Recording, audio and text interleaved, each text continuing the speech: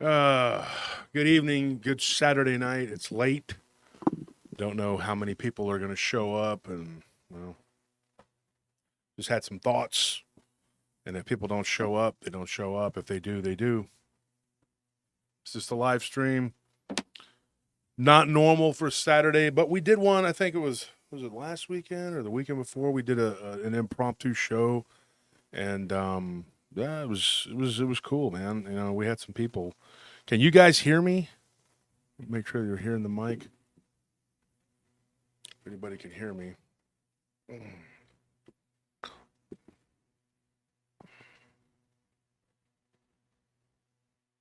Yes, you can hear me. Good. So, yeah, we got about 89 people in the chat starting off. That's not too bad. I mean, you know, it's late and we don't know how many night owls are going to be up, but it's Saturday night. We figured, you know what? Why not? We're not doing anything else.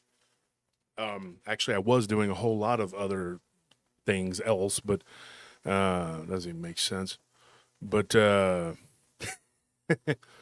anyway, Josh Turner at PRTpodcast.com, Josh Turner at PRTpodcast.com. Don't forget the Patreon right here. Don't forget to like and subscribe. We are growing, and I had a very hectic day. We had a lot going on today. A lot of stuff went down. Very aggravating day with frustrating day with work. And I wanted to give you some updates on the conference and the books, and I wanted to talk about some paranormal. And I'm going to tell some stories. Once we get some people in here, I'm going to tell you some stories because we are behind. And so I was like, dude, I'm never going to catch up. And so there are a lot of people who I'm sure would like to have their stories told on my channel. They want me to tell their story. And that can't happen if I'm only going a couple days a week or I'm doing 1 hour and then I'm doing 1 hour podcast, because one day, which is like this coming Sunday, which may become the interview day, and Friday may just be the story day. But we have a guest on once a week, and then we're also going to start when we come back from the conference. We're going to start doing a series of recordings, and those Thursdays are going to be occupied by a slot for a 1 hour podcast that's going to be nothing but interviews. And then we'll do like a 2 or 3 hour interview with somebody, which is a discussion, really not an interview. And then those will drop every Thursday. So then you'll be getting a 1 hour on Tuesday, which is just storytelling, me repeating people's stories to you. And then we will do the Thursday, which will be interviews, and then you'll have a Friday, which will be probably storytelling, and then Sunday we'll close it out with an interview. We don't know, or we might just do one or the other, mix it up sometimes. Because I was thinking, tell people stories, then interviews, and then tell people stories, then interviews. So, or we could do it like Tuesday, we do the storytelling. Thursday is the interviews for the podcast. They're pre-records, both of those, and then Friday we could do the interviews, just like and then go back to storytelling on Sunday. Then you take a day off on Monday, then you come back on Tuesday. Take a day off on Wednesday, come back on Thursday, and then you have back to back Thursday and Friday, and then you take Saturday off, and then we have Sunday. But at the rate we're going, I'm so swamped and backed up with stories that I gotta start putting them. I gotta start get to where I got a lot. Okay, so it's almost impossible at this point to catch up. So all I can do is try to do the best I can and getting people's stories told and getting them out there. So that's where we're at. That's why we're doing this. Is why I'm telling you all this, and we're trying to figure it out.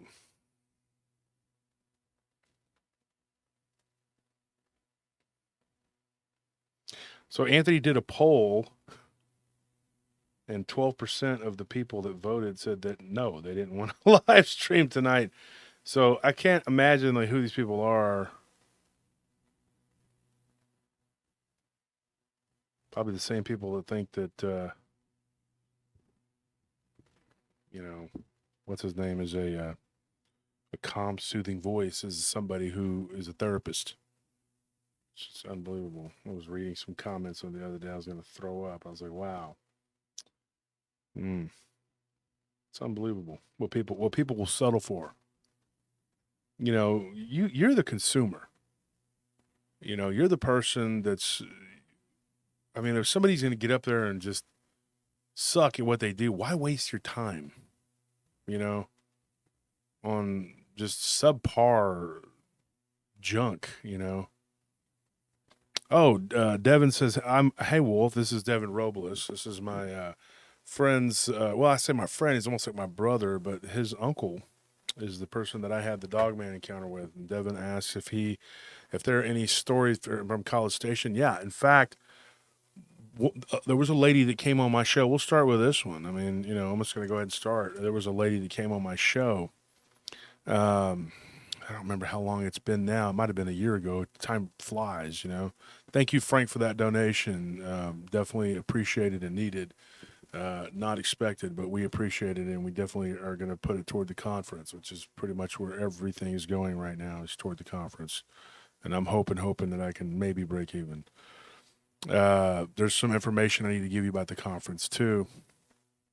But first, let me start with this one. This woman gave us a story at Randy's Ice House. If anybody knows where that's at, they live in this area. Devin, you probably do because it's in Taylor. And we were there, and one of our friends was in there, and we were talking to her and her husband. And we were talking about what I do and how I get stories and things like that. And this lady piped up and she was like, I have a story. It's really weird. I hear you talking about this werewolves and stuff. And she was like, I and my daughter, who was in the restroom at the time, she's like, we saw one of these things. We were coming back from College Station or Bryan College Station. They're right next door to, they're like almost the same town. It's like Round Rock, Austin. And she said we were coming back and we were near Lexington, and we ran, or I think she said Caldwell, and it's on the live stream. And maybe I'm wrong, folks. If you put me on the spot and you want a story just like that, I can tell you the story, the overview, but I may not get all the details 100% correct because I don't have the notes right in front of me for that particular story. But I can tell you the overview and get pretty close to what it was. So it was either Lexington or Caldwell. Or it happened in between Lexington and Caldwell, and they were coming back from College Station. I believe that's what it was. And there was this werewolf. I mean, for lack of a better term, just ran out in the road, and everything okay? Yeah. And they drove right through it.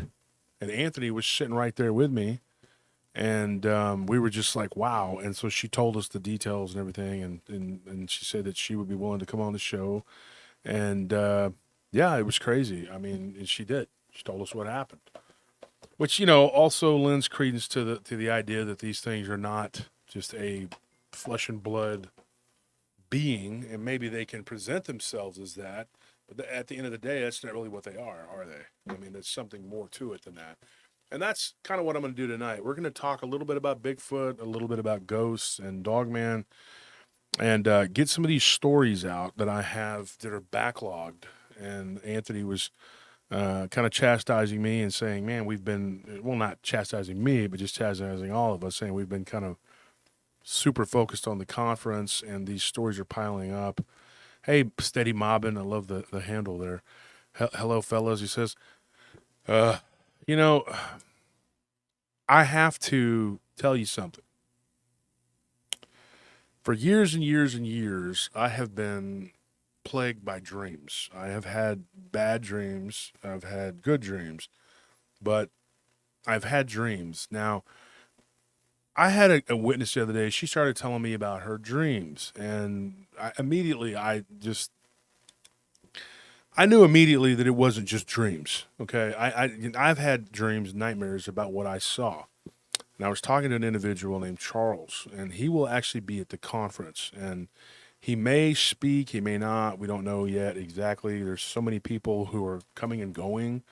But this woman started talking about dreams, and when she started describing to me one of her dreams, I was thinking to myself, that's not a dream. That's probably something that actually happened. And we'll get to that in a minute. So I'm just going to leave you on that note, and we will come right back to her story. Her name is Teresa. That's actually how she pronounces it, Teresa.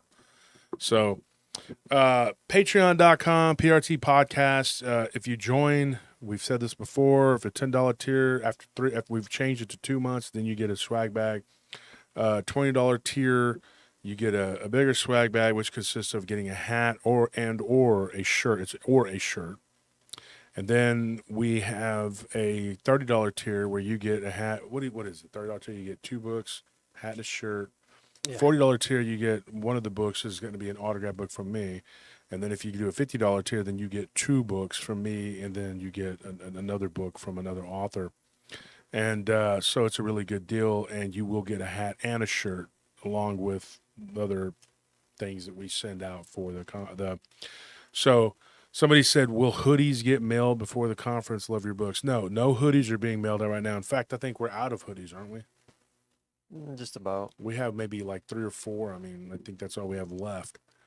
So hoodies are not, it's summertime, so we're not up on hoodies right now. I'm sure we could probably get some done, and if we would have got some done, we could have had them printed for the conference. But we had a bit of a hiccup today with the conference, a few of them actually. One is, well, we got all of these. This is what the Bigfoot book looks like. If you haven't seen it, this is the Bigfoot book. I am kind of partial to this book. I like my work on this book. I think my first book was a little stiff, and I wasn't real, and I think I kind of did better on this one. I wanted the Dogman book, the werewolf book, to be the best book, but it just doesn't always work out that way. So I think I kind of did better on this one. Here's the deal. I'm going to write more, and hopefully each and every edition of whatever I put out will get better. And I am my own worst critic. Now, if you would please do me the kindness, please, of reading both books and leaving a very honest review on Amazon. I'm not asking you to lie. I'm going to sit up here and tell you that you put down what you think. If you think it's 3 stars, give it 3 stars. If you think it's 4, then do 4. If it's 5, it's 5. And tell me what you think. Tell the truth. You don't have to go up there and just say something unless you've actually read the book. Okay? Oh, Cheryl says, love the first one, and the second has arrived. Cheryl T. So love the first one, and the second one's arrived. I'm taking this. The second one is the Bigfoot book. Yeah, and so we got all the copies of this, but we're missing 145 copies of the werewolf book, which is not acceptable because I need those for the conference, because I am pretty confident that I'm going to probably be selling a lot of those at the conference with my autograph. I think people want that, and it's going to not be fun if we don't have enough copies for everyone to go around. So we're hoping that the books will be on time. We have a lot of authors that are going to be there and a lot of speakers that are going to be there. Now, I will tell you this. We've had a big shakeup in the lineup. We had initially Kenny Irish. He was like 3 months ago or something. He told us, hey, man, canceling all my conferences till the end of the year. I have to work. I'm working 80 hours a week. Even though he's an author with two books, I actually wrote the foreword on his second book, which was really good. He said he couldn't make it.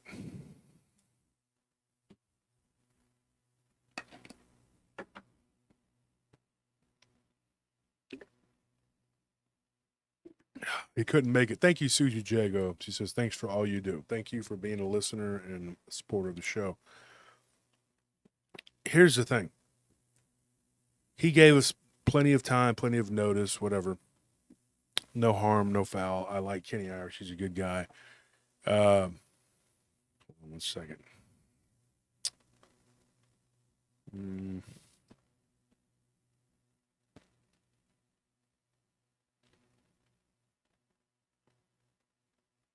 Work stuff, folks. So here's the thing. When you have a very busy schedule like I do, you have to pick your spots. And when you go to talk to somebody, you don't always know how long it's going to go for. Okay? When I talk to somebody and they tell me their story, now that I have to make time for that, and it is a very time consuming thing. And at times it's not. It's pretty quick and it's just whatever. But then other times it gets, Warhammer 62 and sports and gaming, so esports and gaming. Where's the conference? It's in Fort Worth. September 1st is for the VIP. Put the link up to the conference, Anthony. Tony's not with us tonight. Mushu is working, but he'll be here tomorrow night for our live stream. We are doing one tomorrow, but it's going to be mostly a guest, and so I wanted to tell some stories tonight. But here's the thing.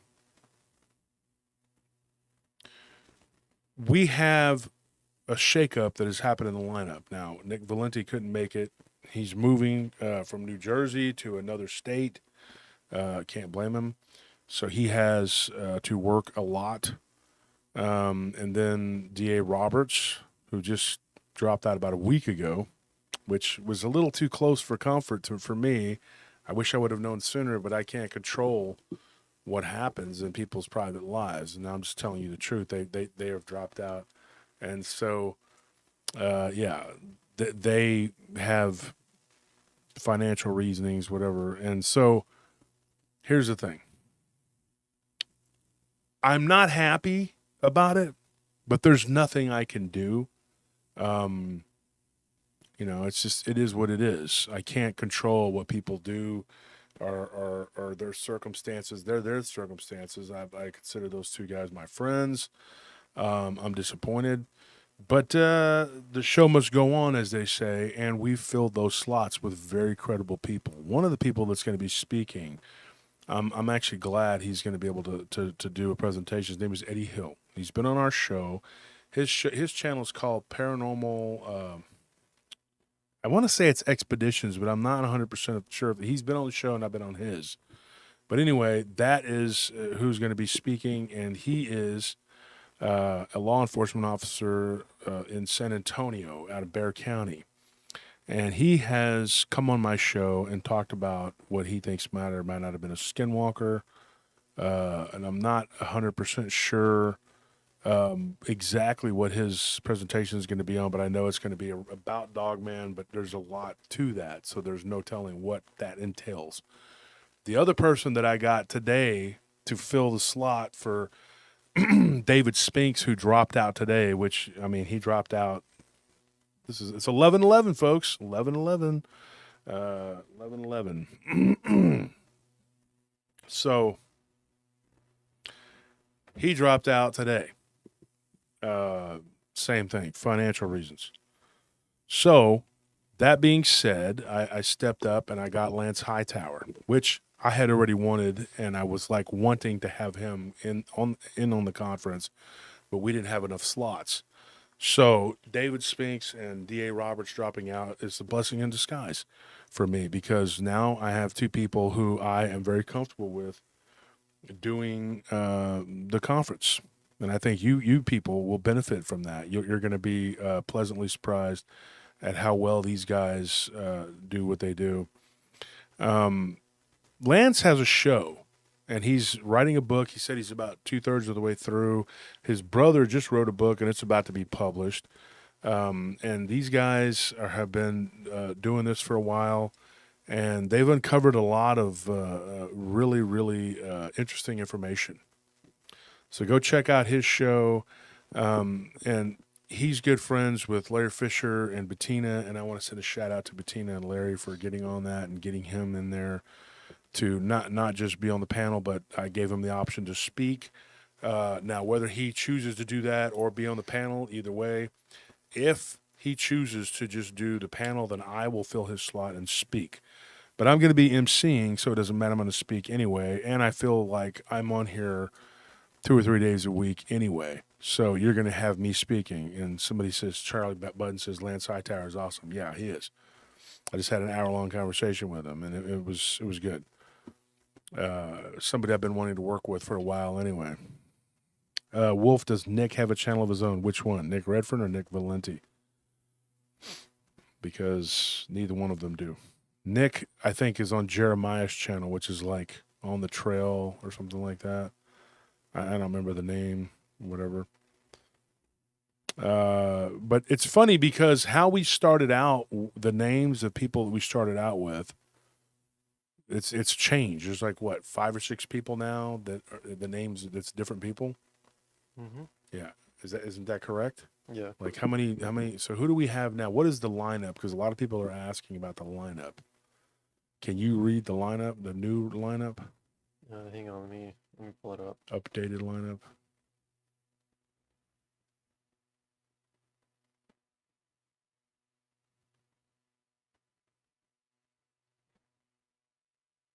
So we got Ken Gerhard, Barton Nunley, David Weatherly, Ron Moorhead, Martin Groves, Ann Celine, Bettina Moss, um, Lance Hightower, Adam Davies, Christopher Garetano, Lyle Blackburn, Nick Redfern, Ron Murphy, Josh Anocchio, Daniel Jones, Tex Wesson, Sabila Irwin, and Chad Lewis.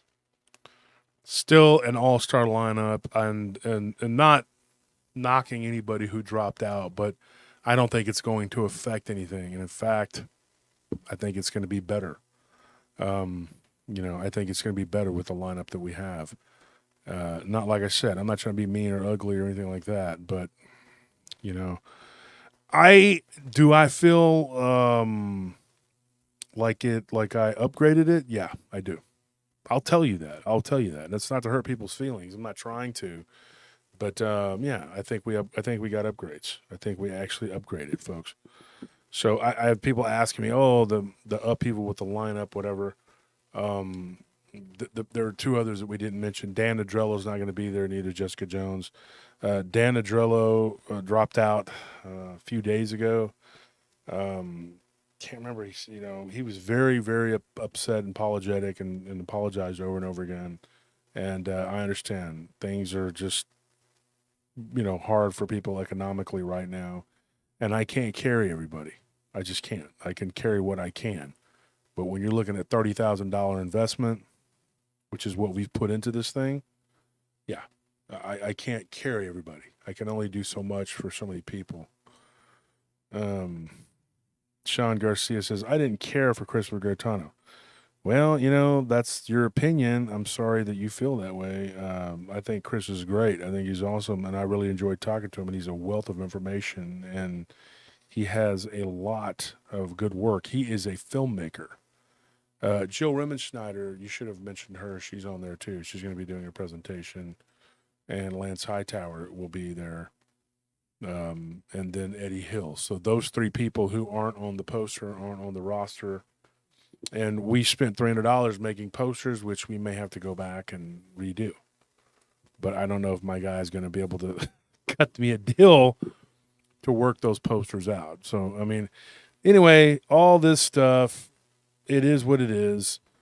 Everybody has their own opinion. Maybe some people don't like certain people. They don't like certain speakers or whatever. It doesn't matter. These are the people that are going to be there. If you were planning on going just to see one of those other speakers, well, I apologize, but I honestly think that you're going to be getting a better conference. I'll say that.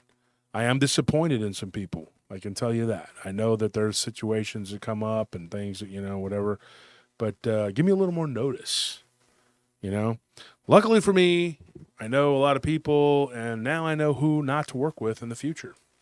At least some of those people. I'm like, no offense, but if you drop out on me a week before, or 2 weeks before, or 3 weeks before, don't expect me to ask you to come back. Let's put it that way. I'm trying to be ugly, and I'm sure they'll see this, and to heck with it. I don't give a crap at this point. I'm on the train. It's full steam ahead. Those who are on the train, and those at the station can get left behind. Not to mention the fact that I think that some people who masquerade as your friend are really just working behind your back because it's either jealousy, envy, whatever, or their views don't match yours, and they're not upfront enough about it just to tell you, hey, we don't agree, but we can agree to disagree. That's not what a lot of these people do. They just don't do that. They would rather go subversively and say things, whatever. If you want to believe the way you believe the way you believe, but don't attack my views on your show and then think that we're cool, because that's not how this works. I'm not cool. I'm one of those people. that's going to be like, I'm going to tell you like it is. Okay? I don't like all this fluff and bull crap. You know, the truth is the truth. People don't like it. They don't like it. Can't handle it. Can't handle it. Get out of the kitchen. You don't like the heat. When you field, and me and Lance had a long talk about it tonight, when you field as many reports as we have of this weird stuff, how are you going to sit up there on your channel, okay, with your dumb self and say, oh, I just think Bigfoot, I'm into the real. What does that mean? You're into the real. So you're saying that people who don't see it as a physical creature, it's not real. Is that what you're saying? Because that's basically what was told to me today. It's a very limited idea of what's real. Yeah.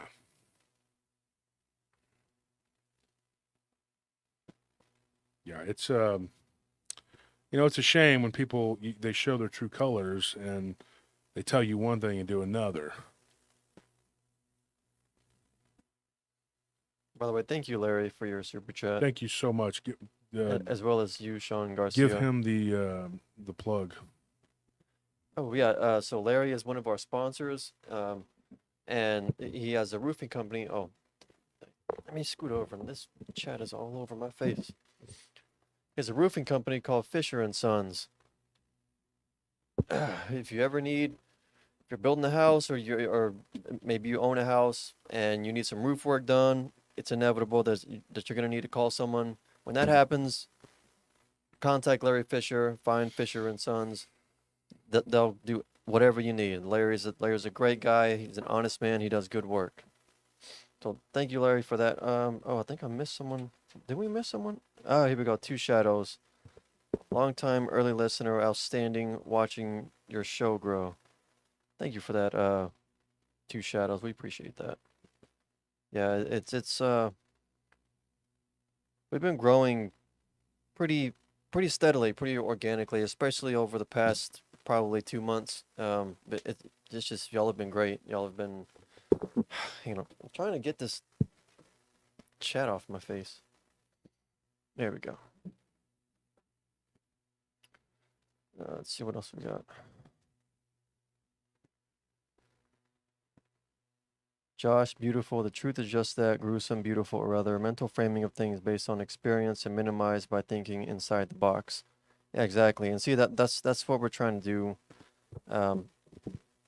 over here at PRT. Samuel Lemon. I mean, thinking outside the box is just, the norm for us and for y'all. But unfortunately, some people are just, it's still a problem in the paranormal community. And it needs to be addressed, and this is what's going to happen at this conference. So you're saying the people who dropped in agree with you. Not sure what you mean by that.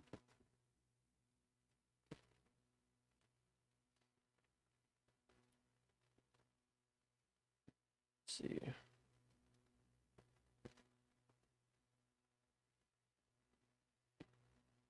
Just going through y'all's comments, want to try and highlight some of them. Bradford Johnson, I mean, if we can believe in a huge hairy man like Demon who has crazy abilities but nothing else. Yeah, exactly. You can't really cherry pick what you want to believe when it comes to this stuff.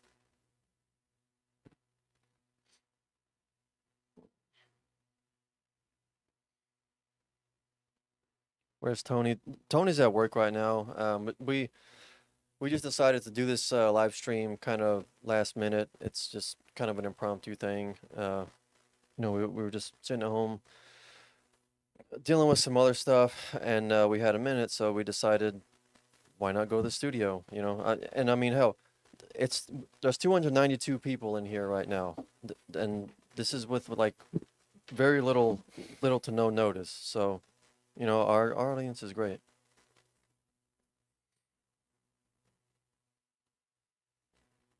Let's see.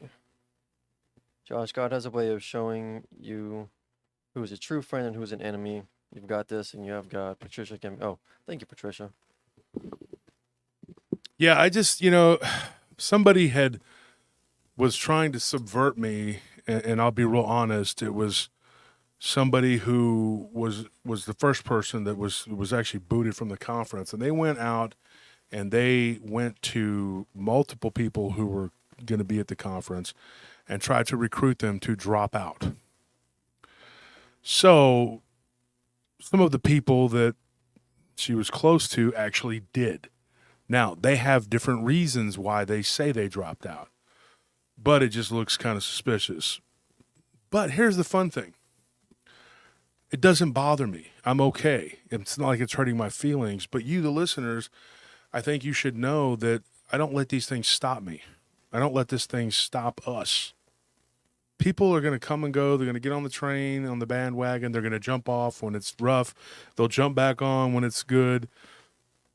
That's just part of being, what you are.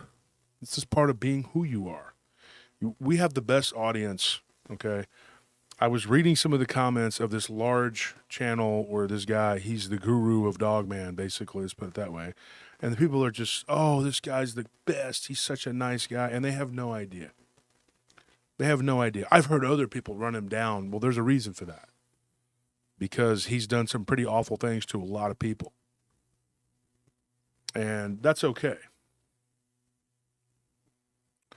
That person has done all kinds of stuff, and they still heap praises on this dude because they really don't know who he is. I come out here and I present myself to you. This is who I am. You're going to see I'm at the conference. I'm the same guy that I am here. There's no pretending. I'm not a faceless voice. And some people think working with these people, that's the be-all, end-all. You're not going to get anything out of it. Honestly, you're going to get anything out of it. You are to help him. He's going to have, and if you don't have a story, you're not going on a show. But you have something to tell the audience. Like, he'll come on your show so he can advance himself. But that's it. Because it's the kind of person he is. And if we all follow that model, because I read a comment that was so stupid the other day in one of the groups, and it said, we should all follow his model. That's like saying we should all follow the California for the model of the country. Sorry, but, that's just not, it's not good. There's good and not good, and it's not good. And somebody has to be able to come out and tell these things, because there's a lot of people who are legit who don't want to sit there and recount their story in a shaky voice and just talk in circles and try to stretch it out for an hour. They just don't. And it's like, I just don't know what to do, and Gregory, I'm not making fun of them. He's the one that does that. He's done that himself to me and to others. He's done that. In fact, you know who I'm talking about. I'm not going to say his name.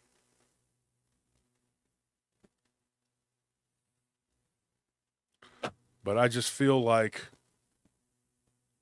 no matter what happens, I get obstacles thrown in my way, and I always try to fight it back and shoot it down, and we just keep going and punching through.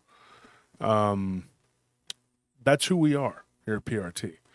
Now, that being said, I had to say that people are, and there was some chatter and some talk. Oh, you lost this guest and that guest. I didn't lose anything. We did not lose anything. We added to it. The guys from Expanded Perspectives are going to be there. Jill Rimmon-Schneider, who did, what's her documentary? A beautiful, oh God, what's it called? I can't remember. It's on Amazon Prime. It's called A Beautiful Something. It was Jill and her husband. They're both going to be there. They made that documentary. I was thrilled that we could get them on board. Kate Hunter, thank you for that donation. That's awesome. We're not losing anything. When people say that, we're very deep. There's a lot of depth here. Okay. Think of a championship football team, basketball team, baseball team, hockey team, whatever. Pick a major sport. We're very deep. We have a very deep bench. Okay. We got people that can come in and fill in. We don't care. I mean, if you want to drop out for whatever your reasons are, drop out. What I don't like, I like the way Kenny Irish did it. He did it right. He did like 3 months in advance and was like, hey man, way back in late May, whatever, early June, hey, I can't do it. I get it. I'm canceling all my stuff to the end of the year. He had a good and he went and put a good review on my book. You know, somebody says, if you need a guest speaker, may I suggest David Paulides, Joshua P. Warren, Nick Redfern, Whitley Strieber. I got Nick Redfern on there. Connie Willis. Many appear on Coast to Coast. Yes, I mean, there's a lot of people to choose from. It's not. Thank you for that, Red Harvest, for joining and gifting those. It's not about that. I got all the guests in the world. It's just that I wanted certain people to do it, and they dropped out. And then, of course, there's all this talk about, oh, well, it's because of this one person. They're backing that person up. Let them. I don't really give a crap. Do what you got to do. Whatever makes your choo-choo run. Because my choo-choo is going to keep running right over you. I don't care. It is not fun, especially when you support people and you back them up and you help them every way possible. You help them grow their channels. You do whatever you do, and they still do what they do. Nothing you can do. You know, I can't save the universe. All I can do is give a hand and help with this community and do what I can for the community. That's it. Okay? I can only do so much. You know, and so we do what we do. I think this lineup that we have, the final lineup, which will be all the people that Anthony mentioned, plus, did you look up the documentary? Yeah, I can't find it. I even typed in her name. Well, I don't think it's under her name. Well, it's I know, called but beautiful I type in a beautiful. Okay, and then well, nothing comes up okay, except. that's fine. I'll find it out. I'll figure it out.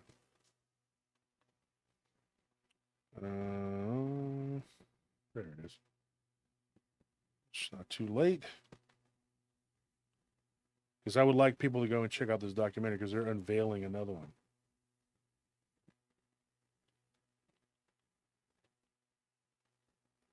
So you know that the people we have here, there's going to be several filmmakers, and we're even going to have the Texas Chainsaw Massacre guy that's going to be there. That's pretty cool. I mean, you know, so he's going to be there too. That just kind of happened through Chris Garitano.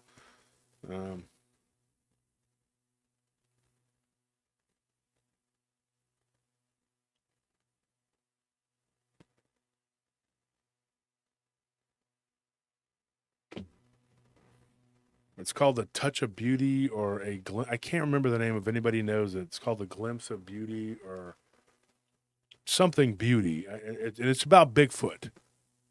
I watched it, and I can't remember. There's so many of them that I had to kind of watch all right there together. A couple of Seth Breedloves.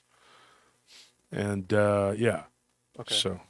I think it's a Flash of Beauty. A Flash Bigfoot of revealed. Beauty, Is that Bigfoot it? Revealed. She just messaged me right now. A Flash of Beauty, Bigfoot Revealed. Go check it out. It's on, I believe, Amazon Prime. Nice. Okay, it's very nice. Nicely done. So there are shows like the ones that Garitano produced, and he's got another one coming out. And so these are the people who are going to be moving and shaking and doing things, you know, going into the future. It says here, A Flash of Beauty Paranormal Bigfoot coming out in October. So that's going to be, and they're going to show some sneak peeks of it at the conference or whatever. They're going to be doing a presentation, and so it was good to have them. But if those other people hadn't dropped out, that wouldn't have made room for these people. And I think that we made the right choice. Tex is going to be is there. Tex Wesson. I'm sure Jason McLean's going to be there. He's smart, and don't know if he's going to do a presentation or not because we don't know what else. But we have bunches of people waiting in the wings. So if anybody else decides to drop out, let them. So what we have going on, though, I was telling you a story about someone named Teresa. That was her name. Now I can't remember my train of thought. What was I even talking about before that? Because we had so much to talk about. If anybody can refresh my memory. I remember there's 3 different things she told me where we're all kind of different but sort of similar. Yeah, you were talking about the encounter she had in between Lexington and. No. That was the lady and her daughter that told us at Randy's Ice House. I mean, Yeah. So this individual, Teresa. Well, anyway, she had 3 different encounters with 3 different things, but I think it's all connected. Okay. One of the things that happened, which I wanted to talk about, and I don't know if this is what I was going to talk about before that because all this other stuff got in the way. Not got in the way, but it needed to be said. So one of the things I was going to tell you is that she had an encounter out in West Texas, out in the Permian Basin, where they drill a lot of holes for oil. And sometimes they create sinkholes and things like that because, and it does happen.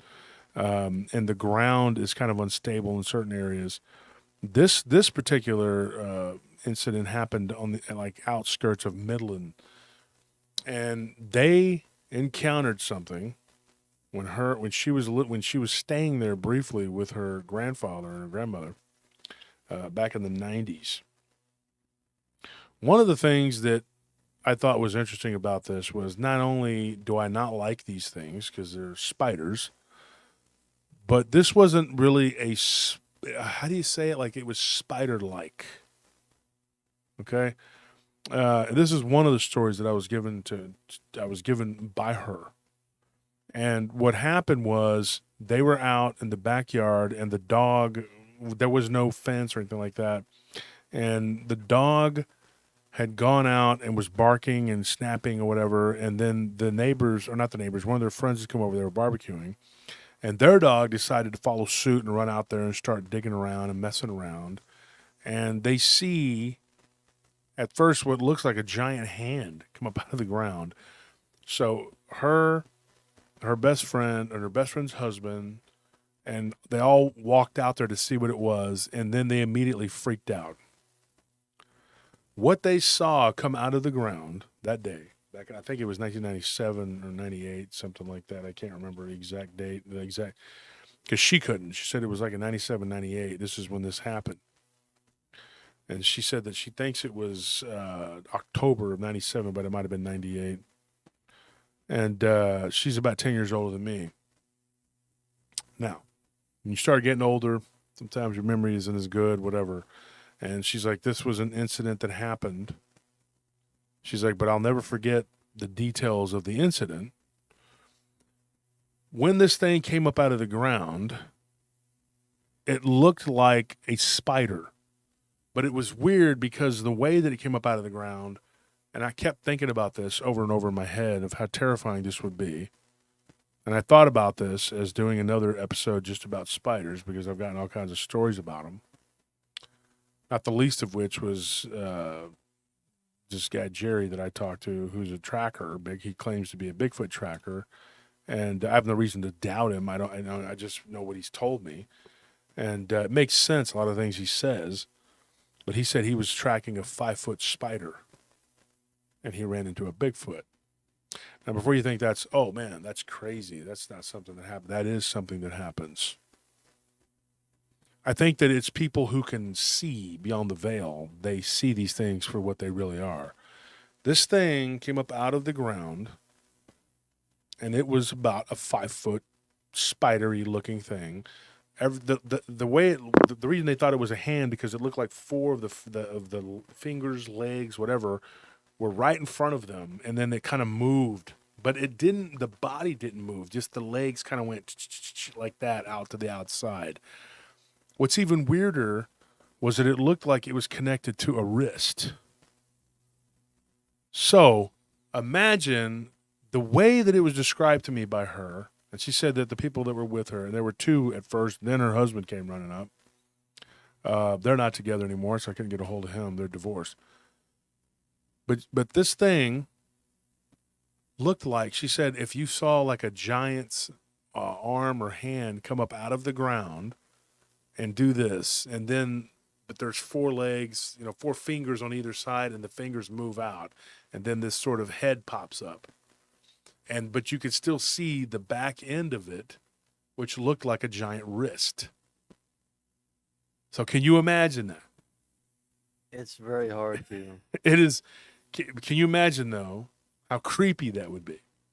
She said it was brown and had like a thin layer of hair on it. She said you could even see these 2 little like mandible-looking things. You know how ants have those little, Yeah. But then there were these fangs inside of it, too. And she said it was very much an arachnid. So they did what any good Texan would do. They started screaming, and her brother-in-law came running up. And he began to fire upon this thing with an assault weapon Gave everyone PTSD just by the sound. They were all just screaming and crying, but it was more because they were terrified of the firearm, not the giant spider hen. Once it was a fully semi-automatic assault bazooka it was a with fully the semi-automatic bump revolver stock on it, which makes it shoot rockets. Yeah, it was a semi-automatic 60 cal 38 pistol, Yeah. automatic 38 revolver pistol. Anyways, they shot it. He fired several rounds into this thing, and it just kind of did this little weird, and then it went back down into the ground. Then the debate began about what they saw. A couple of these guys worked out in the oil fields years ago, and they were like, dude. And so when they went, one of them went to work. Shortly after that, about 2 months later, he ended up going to Colorado to another oil field, and I don't know the name of it. His name's Derek. And anyway, he goes up to this other oil field up in Colorado, and he was working. He was freezing his butt off. It was cold. And he said, dude, we had a lot of downtime, and I started talking to one of the other roughnecks out there, and he said, oh, you've seen one of those things. He says, dude, sometimes when we're drilling, he was drilling like overseas somewhere, like in Bali, or correct me, I don't know if I'm wrong. Maybe that's not correct. It was some like small country, it was like somewhere like in some island country or something out in Asia. And so anyway, he was out there and they were drilling, and he says, dude, we saw one of these things come up out of the ground. And he said that there were two. It was like one, and then about 12 foot apart, another one came up. And he said it looked just like two hands moving around. And then you could see the ground going up like that in the middle. So like he added to the story of what they saw. And so she was like, holy crap, like what in the heck, what are we dealing with here? What is this? So she asked me, because I'm the authority on all this weird crap. Dude, I told her, I said, I have no idea. So I did talk to a few of my friends. One that worked at Wolf Camp, asked him about, he's one of the people who was there when they saw this weird hyena-like creature years ago. He was out there near Odessa. And he said, dude, when you're out there and you're working out in these places, he goes, there's some weird stuff, and it comes up out of the ground. It's like you're disturbing something, and they come up out of the ground. Now, I was talking to a guy from Alaska who was a logger. He actually started off as a logger, and then he thought, he worked on the Alaskan pipeline. He goes, I'm going to get a job. It's a better job, pays more. So, and it's wasn't quite as dangerous as what he was doing. But he had a Bigfoot encounter, which was what he calls a forest giant, in Alaska. But then he went to work down in southern Alaska, and he got another job. And he said, man, it was unbelievable. He's like, I ended up having an encounter with something that came up out of the ground. What he saw come up out of the ground could only be described as a pack of, it sounds almost incredible, spidery canines. Yeah, I don't know. I mean, I don't know what to call it. Folks, thank you for being here. This is an impromptu show on a Friday, and, we don't have as many people as we usually do, and it's late, and I appreciate everybody showing up to hear me talk, okay? But there's a lot of, like I said, there's a lot of stuff that I need to talk about, a lot of stories that need to be told, and a lot of stuff I'm behind, and I'm trying to get caught up here. This is one that I had been wanting to talk about for a while. These things that come up out of the ground, we don't know what they are. We just know that they are coming up out of the ground. That's all we know. Now, this happened, it was so weird. He said, if you were to take like a Tasmanian tiger, this is what he said. And he said there was two other guys with him that saw this. Okay. This guy's name is Eric. And he said, look, I saw these things come up out of the ground.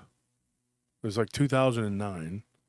And he said, dude, they had like their normal dog-like legs, but they had these weird appendages, 3 on each side of their body. Right? Somebody says literal wolf spiders or literal spider wolves. But he said, dude, the head was canid like, but not totally. They had really small ears that kind of just were on the side of their head. And he said, dude, it was like when these things came up out of the ground, they just were looking around. And as soon as they saw something, they just all took off towards it. And what that something was a moose. And he says, we were watching it. We were just watching them through binoculars. And he's like, dude, they just kept going. And then we see this moose on at the tree line, and it just takes off running, and these creatures go after it. And he said, there were 3 of them. And he's like, I've never seen anything like it. He goes, none of us were like able to get a good photo because it's, they're running and it's blurry and whatever. And all they had were cell phones. And the cell phones back in 2009 were not the best for taking pictures. And he's like, dude, a couple years later, cell phones get a little better, right? One of the guy's wives from the little town that they were at, he said, dude, and I can't remember the name of the town, like Muskrat something. It was some small town name, it was like silly name, whatever. Like Moosehead or something. I can't remember the name of it. But he said that this woman had managed to take a photo of one of these things after it had attacked and taken someone's dog. And she said, dude, it was blurry, but you could still make out what it was. And they said, 2 normal legs with like 3 spidery-like legs. When the mouths would open up, according to the people that witnessed this, when the mouths would open up, their bottom jaw would kind of come unhinged, and they would have these weird like fangs on the front of their mouth. These are like creatures that come from the inner earth, like, and maybe they shouldn't be coming up out of the inner earth. They're probably being disturbed or something, or it's like our ancestors said, you don't go out at night, you don't play around, you don't go because there's weird crap out there. I was always told that, and I never believed it until I saw a freaking 7.5 foot tall werewolf. Never believed it. Didn't believe that. Yeah, the possibility, the stories were cool, whatever. But did I really believe in this stuff? No. No. Did I ever think I would see something would happen to me? Nope. Did I know that ghosts existed? Yeah, I knew ghosts were real. I dealt with it, but something like a werewolf, no. Bigfoot, I was kind of like, maybe. What didn't interest me, although I was not interested in Bigfoot. I wasn't like that kid that was like, oh yeah, I like Bigfoot, it's cool. Didn't give a crap. Werewolves, vampires, whatever. Didn't really care. Reptilians, didn't even know anything about it. Didn't give a darn. Was not into all that. What started me on this journey, of course, was when I was 15 and I saw something, and then everything could be okay. Everything could be real. But then it gets weirder and weirder, some of the stories you get. And if you were to just take it at face value and then you just took one story and you said, these weird looking, now whether they killed and ate the moose, I don't know. They just chased it. They didn't see what happened when it went beyond the tree line. They were very large. They looked like they were slightly bigger than timber wolves. Had a little more bulk to them. And they were striped. Like they were dark brown, but you could see like a blackness to them, which was like stripes. He claimed to have only seen them one time. One of the people he was with said that they saw them again when they were driving one day. And this is in Alaska, right? A lot of weird stuff. If our ancestors are to be believed, if the ancients are to be believed, this is just part and parcel of what's going on in the world. This is real. These creatures live within the earth. Occasionally they choose to bless us with their presence, their nightmare presence, and they do what they do. Now, I've had friends see, one of my friends who claims to have seen a UFO that was like the size of a Walmart hovering over him in Alaska, silently. 2 days later, he had a Bigfoot encounter. Well, he doesn't claim yet. He saw it at a distance. It's not like it was some amazing, terrifying encounter. It's not even enough to make a show out of or anything like that. But he saw what he called a Sasquatch. And he's like, "Do you think it has anything to do?" And I was like, "No, I don't. There's nothing." Yes, absolutely, I do. Absolutely, yes. I think when you see one thing leads to another. I see Barton's in the chat. Barton, you know, when we interviewed after the 5th interview of our Bigfoot project, it became just apparent, extremely apparent, that these people, 4 out of the first 5, had been abducted. After we got to Jesus Payan, you know, a guy from Breaking Bad, he's going to be at the conference too, by the way. It was like, dude, we were shaking our heads like these people have been abducted. Now, is it the abductions that causes them to be able to see Bigfoot and ghosts?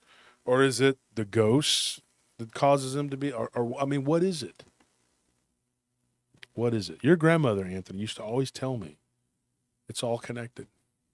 It's all connected. She would always tell me that.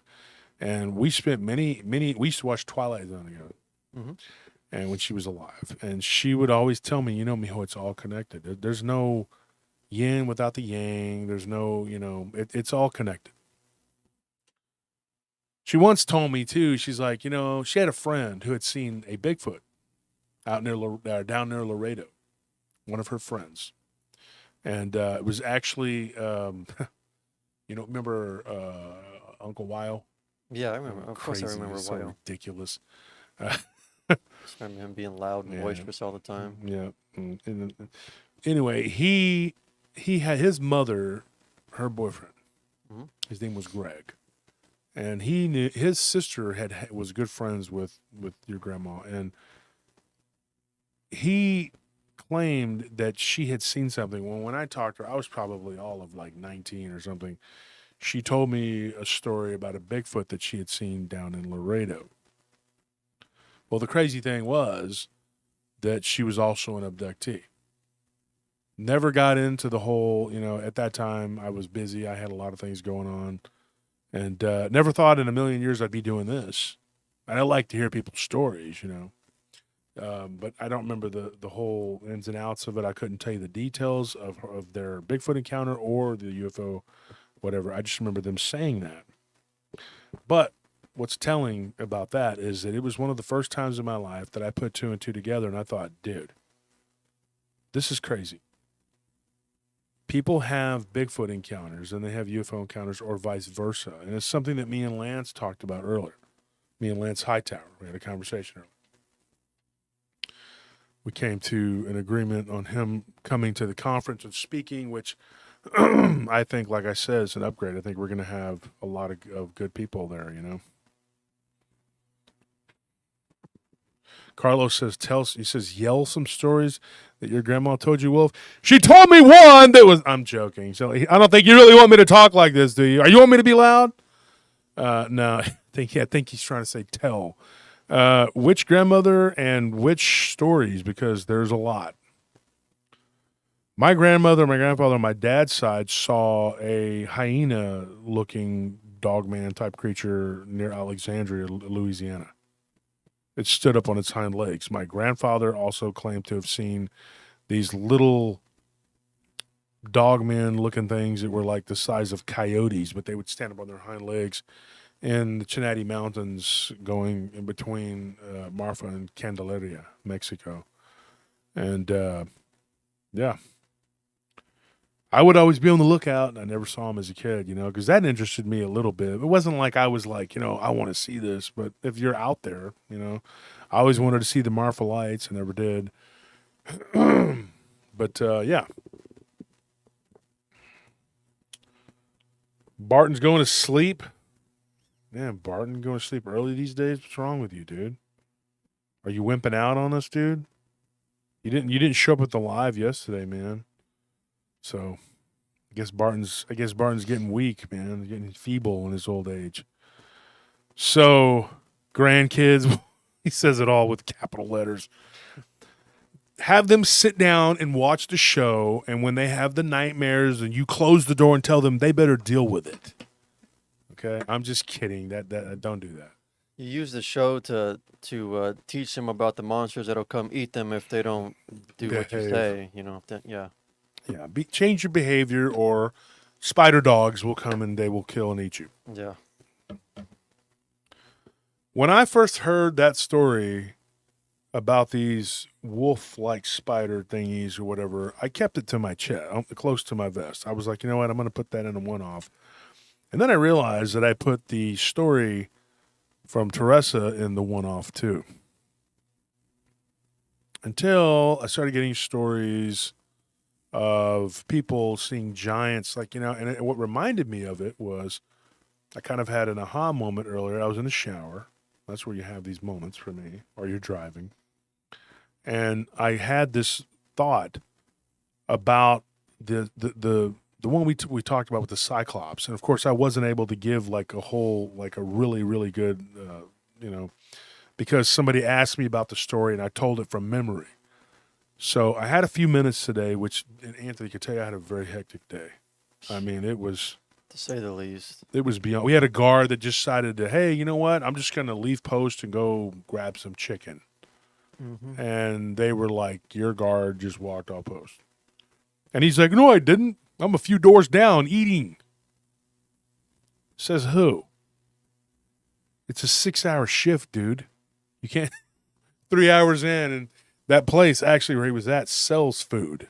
And they actually will give it to you. And he decides to leave because he wants something different. And I was just like, wow, that's my day.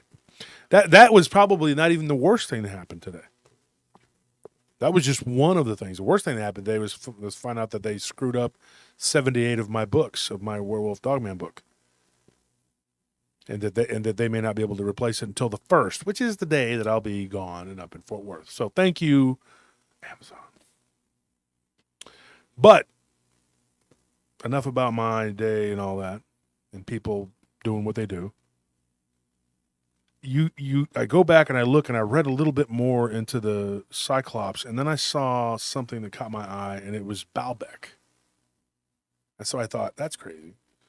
So I move over and I start looking into the file on Baalbek.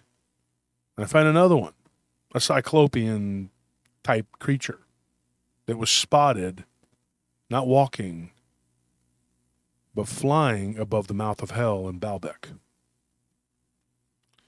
That story was given to me by a Syrian, not a Syrian person, but an Assyrian person. Now, the difference between Assyrian and Syrian, they're two different groups of people, right? Two different. Coptic Christian. This guy, if you go look up what a Coptic Christian. He's Coptic Christian. He's an Assyrian. Actually lives up in New York, but did at the time.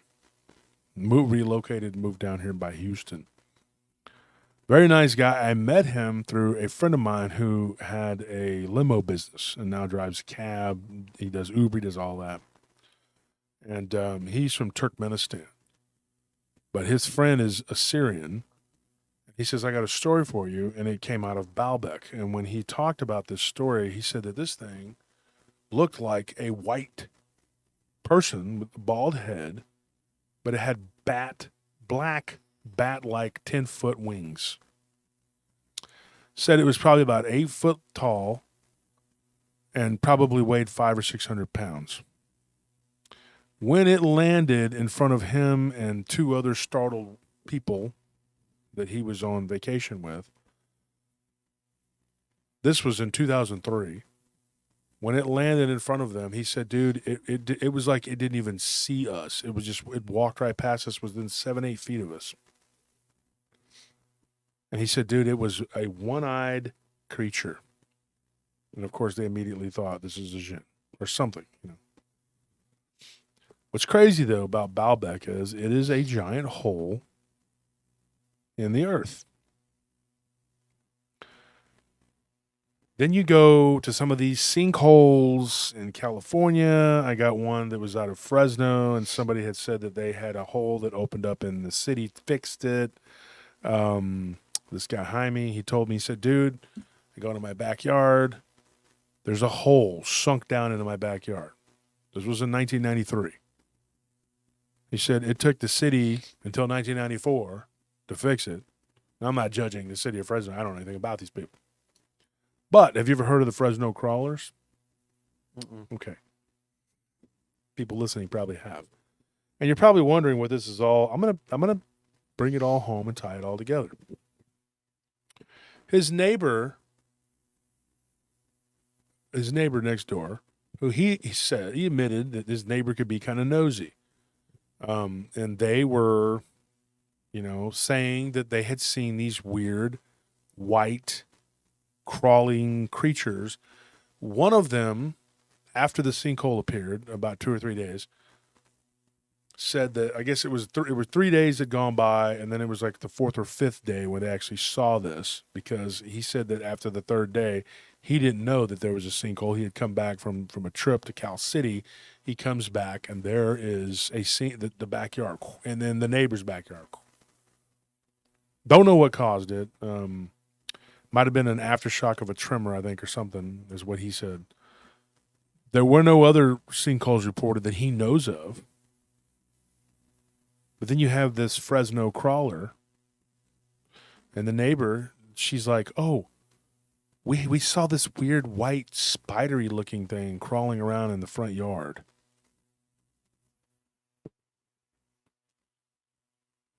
What is that? You can put 2 and 2 together, right? So I'm on the computer last night, and I'm looking at all these different accounts, and I'm going over them, and then I'm following some of them up, and there was a couple of them in different, reports that, from way back, and different books, and I'm just like, what is this? I reached out to Nate Brislin. I don't know if anybody knows Nate. Tell him, because he hadn't got back to me. We were kind of messaging, and then we kind of just stopped. I got busy. I'm sure he's busy, but he wrote a book recently about peril crawlers, and I need to talk to him. So if any of my paratroopers can go and pester Nate and say, hey, talk to Josh Turner, he needs to talk to him. And he'll probably be like, I don't have time for that. I'm joking. He seems like a good guy. I've never had any problems with Nate. But, yeah, it's good that somebody wrote a book based just about that, because that's something that we need to discuss.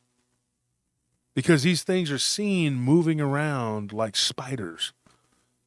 But sometimes these things are seen low crawling like spiders, and guess what? They're Bigfoot.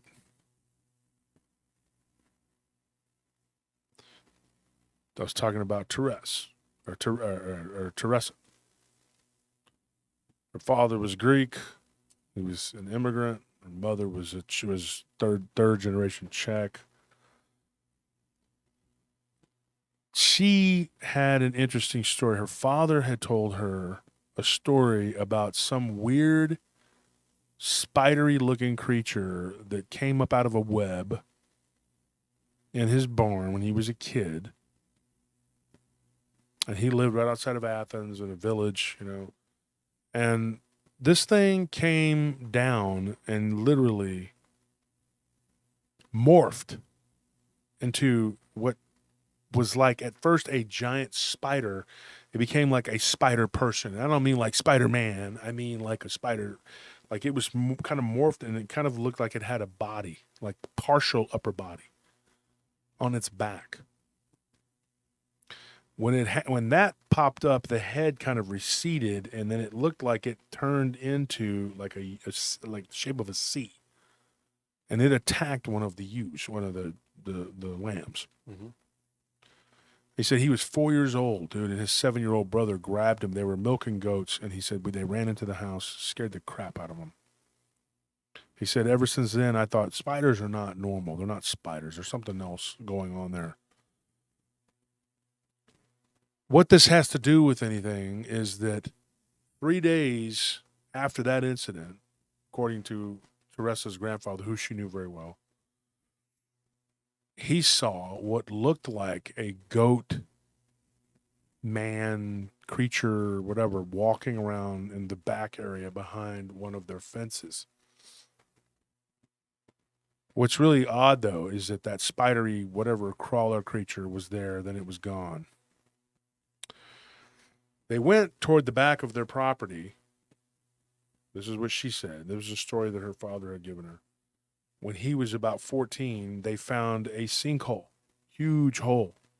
He's like, you could drop a rock and you wouldn't hear it hit the bottom. You see what I'm saying? Yeah.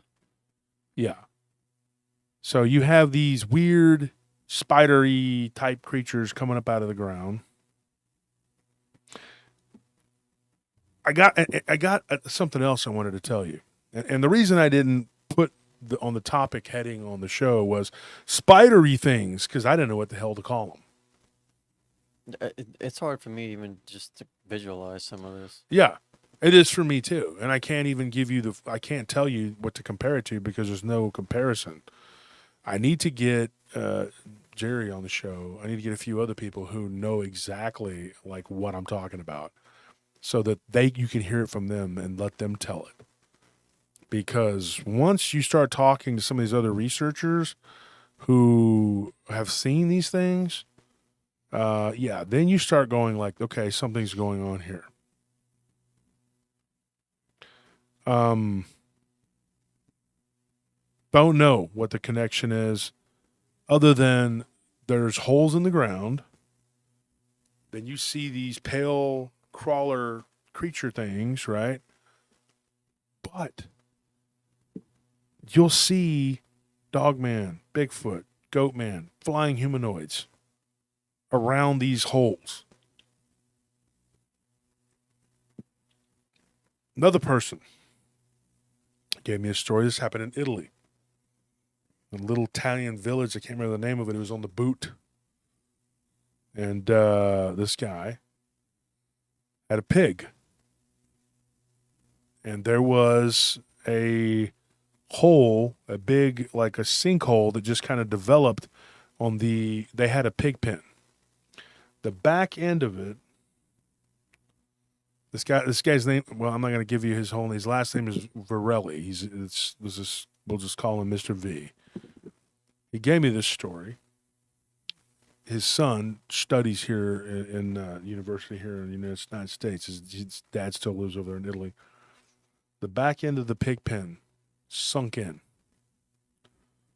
One of his pigs was literally grabbed, the back legs and the back end, and it was how they squeal. We have one. Yeah. The horrible sound it was making, while the other pigs ran for their life and ran to the other side of the pen. When he described to me what was pulled down, his son did anyway. He said it was almost like a hand, but it was like a spider that was taking this thing down into the earth. His dad, and this is a little disturbing, folks. If you can't handle this, I'm going to tell you. His dad went out there and actually shot it before it was taken down, so it didn't have to suffer. Because even though these were used for, not all of them, but some of them were used for food, they didn't do it themselves. They sold them at market, and he didn't want this. He saw this thing taking it and basically trying to eat it alive. And he just didn't want that. That's not, so he did the humane thing and took it out before this thing could get it. He popped a few caps in its hand or whatever it was. So I was talking to a person who remote views, like for real remote views, not just some bullcrap. Yeah. And this person remote viewed this for me. Guy's name is Dean. A good guy. Doesn't jump around on social media, having a show going, and pretending to hit targets, whatever. He's just a down-to-earth guy who I've known for a while and a couple years now, and he just likes the show, and he remote views, and he's pretty damn good. The guy that used to be in here that used to work next door, he knew the guy, and so he was cool. And so he introduced him to me, or to us. So Dean actually remote viewed this. And he said, this is what he came up with. He said, these are actually independent creatures that act as the limbs of a bigger, more giant creature. Oh, that's great. like cells and independent. Now, he told me this. He said if you were to chop that thing off, it could be its own entity. Like it has, so basically it's like advanced, like an advanced version of us Mm-hmm. that's giant that lives in the earth, but that has taken root. Where this thing should have legs. This is what he said. This isn't me talking. This is Dean. Don't need to say his last name. Dean S. told us this. Okay.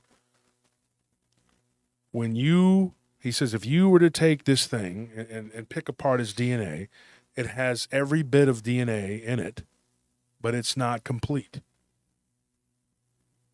That's very weird, right? Here's the catch. This thing, all of its cells are advanced. Like if you were to take your finger and just look at, you have cells that make up what is a finger, right? Now folks, I'm gonna tell you this and bear with me. They can grow human ears on the back of a lab mouse now. That's pretty nuts, right? It sounds crazy, but they can do that. And then what's even weirder is now, and we saw this the other day, Anthony, remember they were talking about growing human eyes Yeah. to replace your eyes. This is not new, folks. This stuff they've been messing with, and it comes from somewhere, you know. But every cell in your body is an independent being that's just kind of working together as a co-op. Kind of like a Portuguese man-o'-war. If you don't know what that is, look it up. It's like a jellyfish, but it's made up of like 1 million different organisms that just agree. It's like a floating city in the ocean. I'm not joking. It's not a made-up thing. That's a real thing. Cheryl says, imagine they could communicate like fungi. Yes. This is what he said. He said that the legs, they have like 20 or 30 legs that are like roots or stems that grow and have taken root into the earth and are connected to these, he just said it, but like these fungi. So they're part fungus, part flesh, and they're connected, interconnected. And each part of its body eats independently. Some of it gets nutrients from the root, and these are creatures. These are ancient creatures. The best way to describe them is like the movie, and this is where this guy says he didn't like Garetano. Well, let me tell you something. Garetano, he talked about this. Like the movie The Thing. Yeah. Like Carpenter's movie. This is not some made-up bullcrap. I'm telling you, this is me doing the research and going over this, and I kept thinking, when should I put this out there? Well, I didn't want to have to wait because we already have Tuesday's show set. We already have tomorrow's show set. I didn't want to have to wait to talk about this stuff until next Friday. And so I was chomping at the bit. And so I told Anthony, I said, why don't we just do the show? I've already done the research. It's fresh in my mind. Let's do it. Right? So Teresa had an encounter with a Bigfoot that was low crawling across the road. And then when it got to the other side, the legs flipped over like a contortionist, and then it stood up, and it was like a Sasquatch. And the average person, Bigfoot, whatever person, is going to be like, well, this is ridiculous. I don't believe this. Because Bigfoot is nothing more than a giant monkey man running around out in the woods. Which is absolute bullcrap. I'm just here to tell you that. And I'm very taken aback by some people's stance. You know, somebody in a chat of a person's show earlier said something about Bigfoot, and then they were like, we don't deal in the woo. We deal with real. That's a slap in my face. You slapped me in my face. Because you know what? I used to be the same way. I used to be like, Bigfoot is Bigfoot. It's a giant ape just running around and scratching itself, and it's got fleas and stuff. And, you know, I sound like a dummy when I talk about myself like that, right? But that's pretty much what it is. But it's no less, you know, stupid than the little pictures they give us to look like us on Facebook. I'm like, wow, I am super skinny and I look very metro. And And then just when I thought I should change the hair because then my hair grew out and it started to look like my little icon guys. And then I changed the guy, and then I had to get a haircut.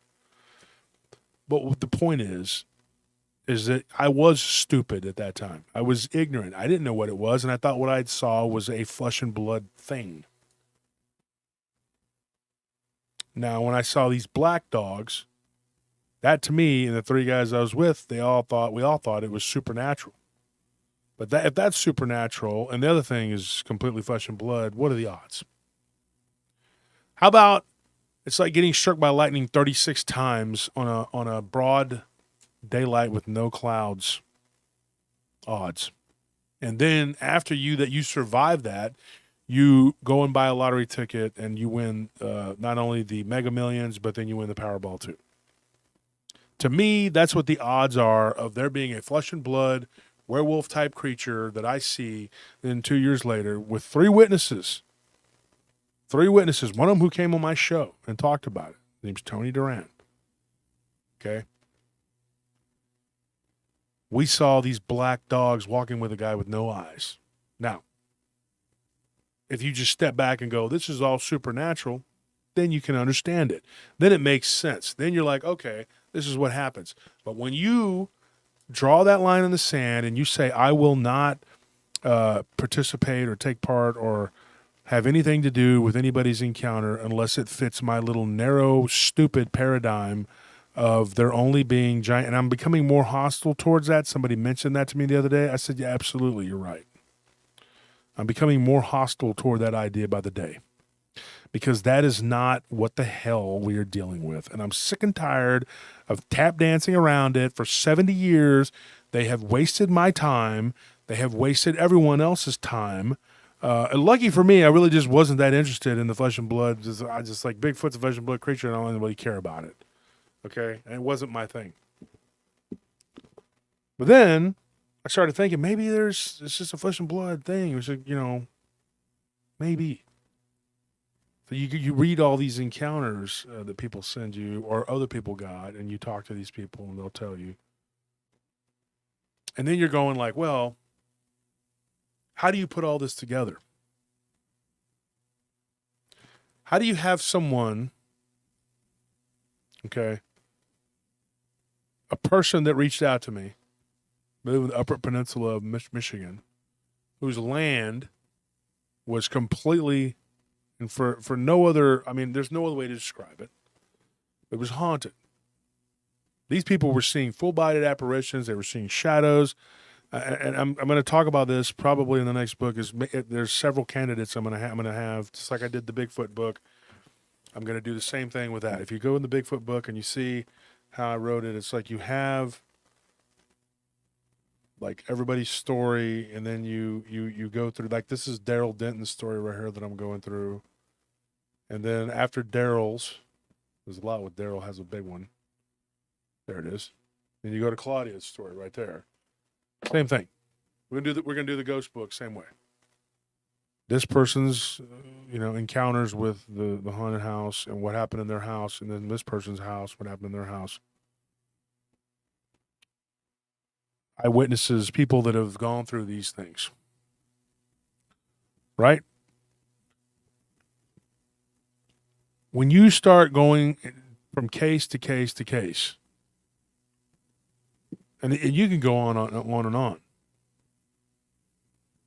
These people had all of this stuff going on. Then they move. Right? They move to Missouri, to the Ozarks. 2 days after moving in to a place by a lake, they have a Sasquatch encounter. Now, if Sasquatch, Bigfoot, whatever they said Sasquatch, I say Bigfoot, it doesn't matter. Potato, patata. If Bigfoot is a flesh and blood being, a flesh and blood creature that runs around and looks like an ape and is that way all the time, now you tell me how in the hell, what are the odds that these people lived in a haunted house, haunted land, where stuff was happening? They saw a Native American walk through the wall, 6 different people. And they're not interested in fame and all this other stuff. They're church-going people. They moved down to Missouri. They were only living up there. That's where he was at. That's where he was from. She's like, my family has land. After about a year and a half, they had inherited some land from her grandfather who passed away. Her siblings sold their piece for a song. And they had saved up money because they wanted to leave. And they go and they sell that property. They go. Then they see Bigfoot. 3 people seeing Bigfoot. Let me ask you a question, folks. What are the odds? If Bigfoot is a flesh and blood creature and they just left a haunted house, do the math. Look at this, look at it. I'm asking you folks to use your common sense, use your brain, and you tell me what the hell is going on. Because when they said that they had seen a Bigfoot, that was the first thing that they called me about the Bigfoot. And I said, well, let me ask you a question. And I asked the wife. I didn't talk to the husband. He's kind of nervous about talking about it. I get it. And she was Julia, her name was Julia. She was very, very nice lady. She says, let me tell you something, she called me Mr. Wolf. She thought my name was Mr. Wolf. I didn't correct her. I just said, that's fine. I said, let me ask you a question. What precipitated this? And she's like, I don't understand. What do you mean? I said, well, you saw the Bigfoot and you're telling me about it. And she's like, oh, I've seen other things too. I said, like what? She's like, well, we lived on a haunted property. And my ears perked up. I said, let's start from the beginning. And I'm talking about the very beginning. And I don't mean like Copperfield, I was born. No, I'm saying the beginning of your paranormal life. She said, well, shortly after my aunt died, I saw her in a dream. I said, well, there you go. And that's the other thing I was going to talk about with Teresa, about the dreams. We'll get back to that in a minute. I said, what else? She's like, oh, well, we lived on a property that was, and I could hear her husband in the background. Very nice guy. He talked a little bit. He didn't like talking about it. Very traumatic. He's not a weenie. He went through hell at that property. He says, tell him about the property. And she's like, here's how she did it. She's like, okay, where do I start? I said, start from the beginning. By the time she got through telling me all this stuff that had gone on that property, I said, you experienced serious paranormal activity. Your first trip down to Missouri was cool. Everything was cool. Nothing was going on. Then you see Bigfoot. And now there'll be people that'll argue, well, there's a lot of Bigfoot down there around the Ozarks. Yeah, there is. But I got people stupid enough to believe that the Ozark Howler is a flesh and blood creature. Flesh and blood from the inner earth, as in it's partly metaphysical, yeah, maybe. But if you believe that in our up top up here that there is a species of dog that runs around that has horns, well, let me tell you something. Oceanfront property, right over here, right down the road up here. I'll sell it to you, real cheap. Yeah. Fly over there in my helicopter. My wife, Morgan Fairchild. Yeah. That's the ticket. I'm just telling you folks what could possibly be going on here other than it being supernatural. After the initial encounter with a Bigfoot, her daughter goes away to school, clear across the country, right? Goes to Auburn. My sister's not clear across the country, but she goes away to Auburn, goes to school. Her and her friend, who were driving home from a party, and everybody's going to say they were college kids, they're probably inebriated. Her daughter doesn't drink. She was the one driving. She was a designated driver. This was about a year after her second year in college, I guess. They see what looks like a bipedal canid creature run across the road. So like I said, you get hit by lightning 36 times on a clear day, and then you go and you buy 2 different lottery tickets and you win both millions of dollars. Or something supernatural is going on here.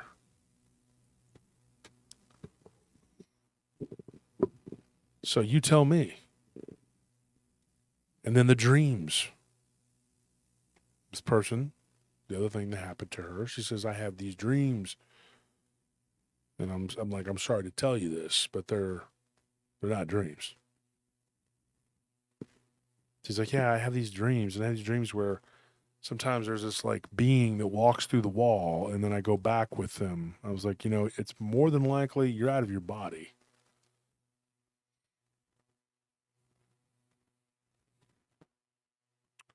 So that is that, right? So you have a woman whose father was Greek, had this weird experience, goatman looking creature, spidery pale crawler. Then she has a low crawling Bigfoot encounter. She's got these weird dreams. Like, you tell me what's going on here. And you said that she was in the Ozarks for like 2 days before she saw a Bigfoot. This isn't the same person. Okay. That was Julia. Her name was Julia. We call her Julia.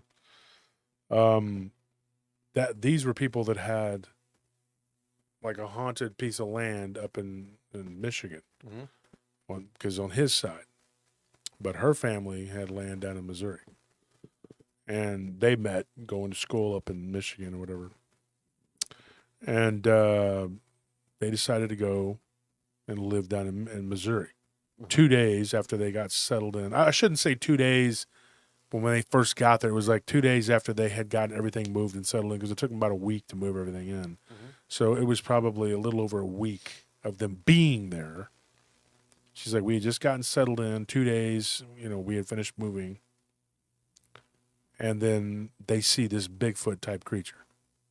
See, like, that's weird, especially considering the fact that there's people who've lived there their whole lives and have never seen anything like it. And that's what she said, because she had not interviewed, but she did talk to their neighbor, and I think he had something weird though to say about this.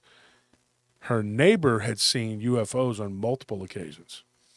On both, they had neighbors on both sides of their property who had seen UFOs. And here's another weird thing. And I was going to get to this, but the property that they bought in Missouri, and I don't know if this is true, and she doesn't either, but her neighbor's name was Robert. Robert told her that the people that lived there before had claimed that one of their children was having weird dreams, but was calling it alien abduction.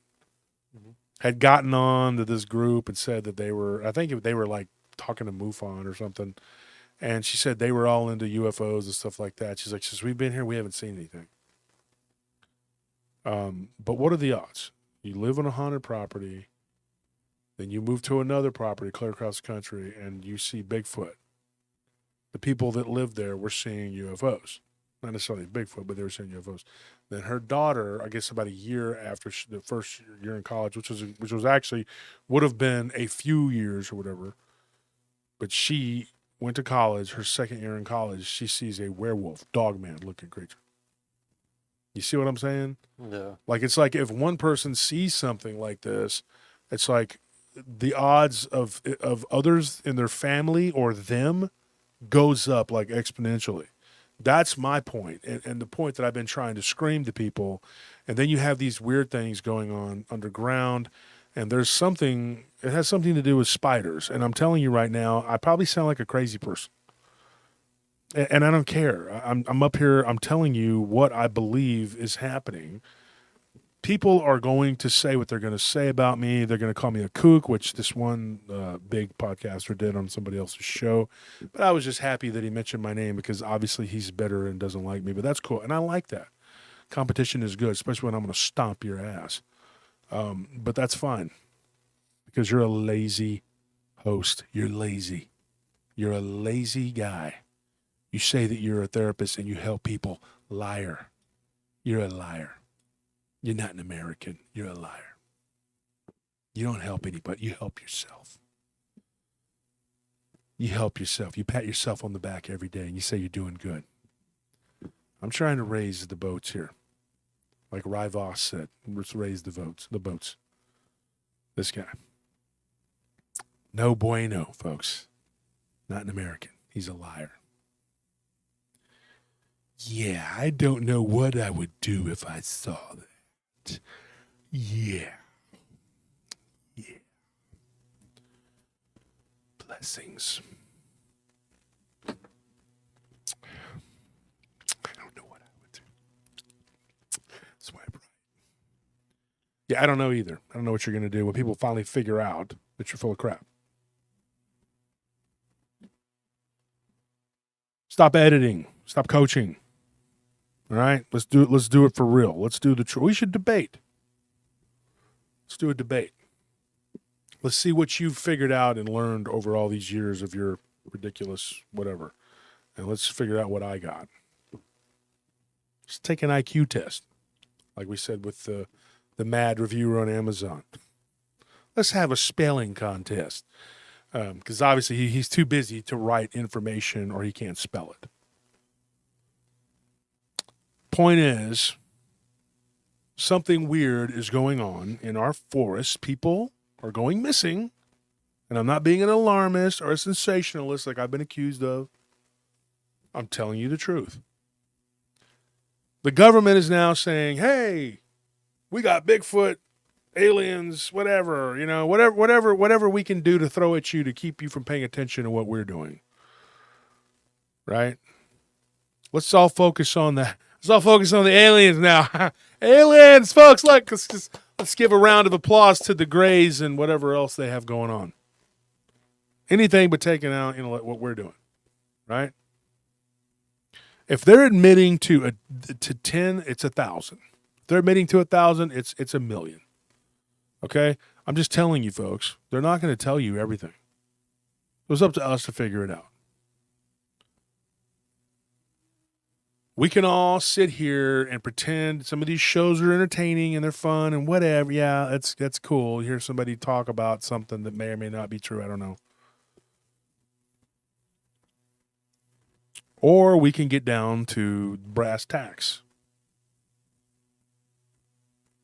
It's up to you. These creatures that were encountered in Alaska, now I'm not going to sit here and lie to you and tell you that I've gotten more reports of them because I haven't. Hopefully now that I've brought it out, somebody can say, hey, there's more. People have seen these things. As somebody says, the images alleged aliens in Peru. Oh, you mean the people with jetpacks that were flying around trying to terrorize people? Wow. What an explanation that was, huh? Those weren't aliens doing those things. Those were people with jetpacks that were flying around cutting people up. Let me ask you a question. Anthony, let me say this to you. You're here. Let me ask you this in front of the audience. What's more believable, that aliens attacked a village or that people with jetpacks flying around were cutting people up? Because if you can afford jetpacks, and it's worth it to you to drive off these peasants or whatever from their land, why wouldn't you just use them big old nasty assault revolver pistol, 80 cals? Everybody's so terrified of. Why wouldn't they just use that? Why didn't they just use modern weaponry and just go in there and terrorize people and get rid of them? A gun in someone's face is going to make them want to get the hell away. You don't need to get on jetpacks and fly around and act like you're from outer space to scare the hell out of somebody.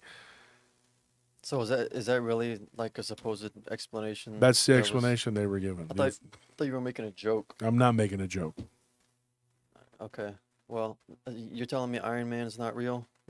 That's fiction? No, Iron Man's very much real. He's a real guy. He's not like Mighty Mouse. Is that who was scaring off the Peruvian peasants? Iron Man would not do that. Like we said this before, Batman's worse than him We've already gone over this, dude. We argue with Tony all the time. He says that they're both rich and they should both be held accountable. I say no, because Iron Man actually contributes to society by building a suit that we can all wear, whereas Batman just goes around punching people, putting them in jail, and then when they get out, they go on a killing spree. That's the difference between them two. So, folks, we're joking here, obviously. But this is literally what this, the miners with jetpacks are more absurd than the aliens. Yeah. That's the whole, that's what they said was going on. It's like some of the explanations that skeptics give towards different things are just like less believable than the just believing the phenomena itself. Yeah. It's just like, okay, the Big Bang theory, right? So you're telling me the whole universe, all life, and all physical matter created itself from nothing by accident. That's more believable than thinking maybe there's a being who created everything. Yeah. Get out of here. And one creation could spawn off from another creation and so on and so forth. That's kind of how reality works. I think that one thing we're missing too, when you stop and you go down, and you stop and look at all this stuff, and just be objective about it. You got to wonder, what are we looking at here? What are we dealing with here? Are we dealing with a whole bunch of different phenomena that's all kind of happening at the same time? Or are we dealing with kind of like the creature that we talked about that my friend remote viewed? I think Dean was on to something. When Dean said that he remote viewed this creature and it was like a hydra.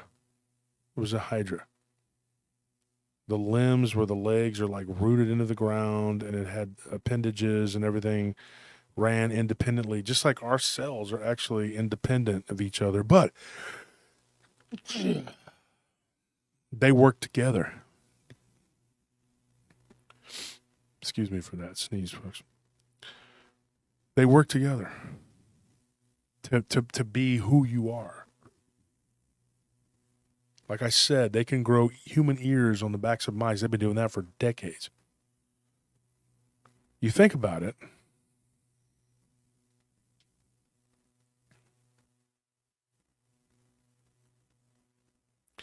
All these different creatures could all be a part of a greater whole. We all are, at the end of the day. But I think that we're dealing with something that is a little more put together. Like a hive mind that just is and just produces. I had somebody, and this is the first person who's told me this. I've had a couple people, but one in particular, she got in touch with me not too long ago. She was from Tennessee, and she had a hard time talking, but I got what she was trying to say. There were these spiders that lived in these caves, and they were like crystal. You could see through them.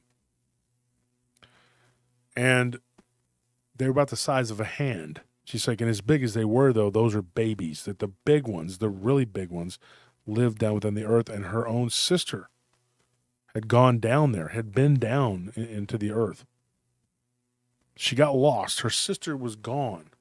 They were from, I think, look up Middle Fiskville, or Middleton. I think it was Middleton, Tennessee, exactly where that's at. She had gone missing. They found her, she was like 15 or something, and they found her like 2 weeks later and clear across the state. It was crazy. It was weird. It happened like back in the 70s. And what she said that she saw... It's in like Western Tennessee. Western Tennessee, and where they found her was like in Eastern Tennessee. She said she walked through caves, through a cave system, through tunnels. She would see these weird creatures, and they took her, and they put her in a mental facility, until she denounced and renounced everything. Her mother wanted to go to the media, and she was warned that if she did that, that it would become high profile. And then they told her, because these were very poor people who just believed them, they told her, well, if you do that, we're going to keep her. She's going to be locked up for a long time. May not ever get her back.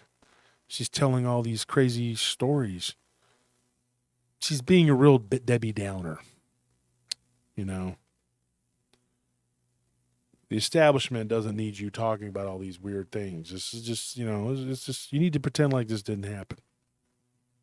She just took some medication and got wandered off and went and partied and then just fell out and ran off with the band or something. We don't know. Anything but that. So she ended up in a facility for like 4 months.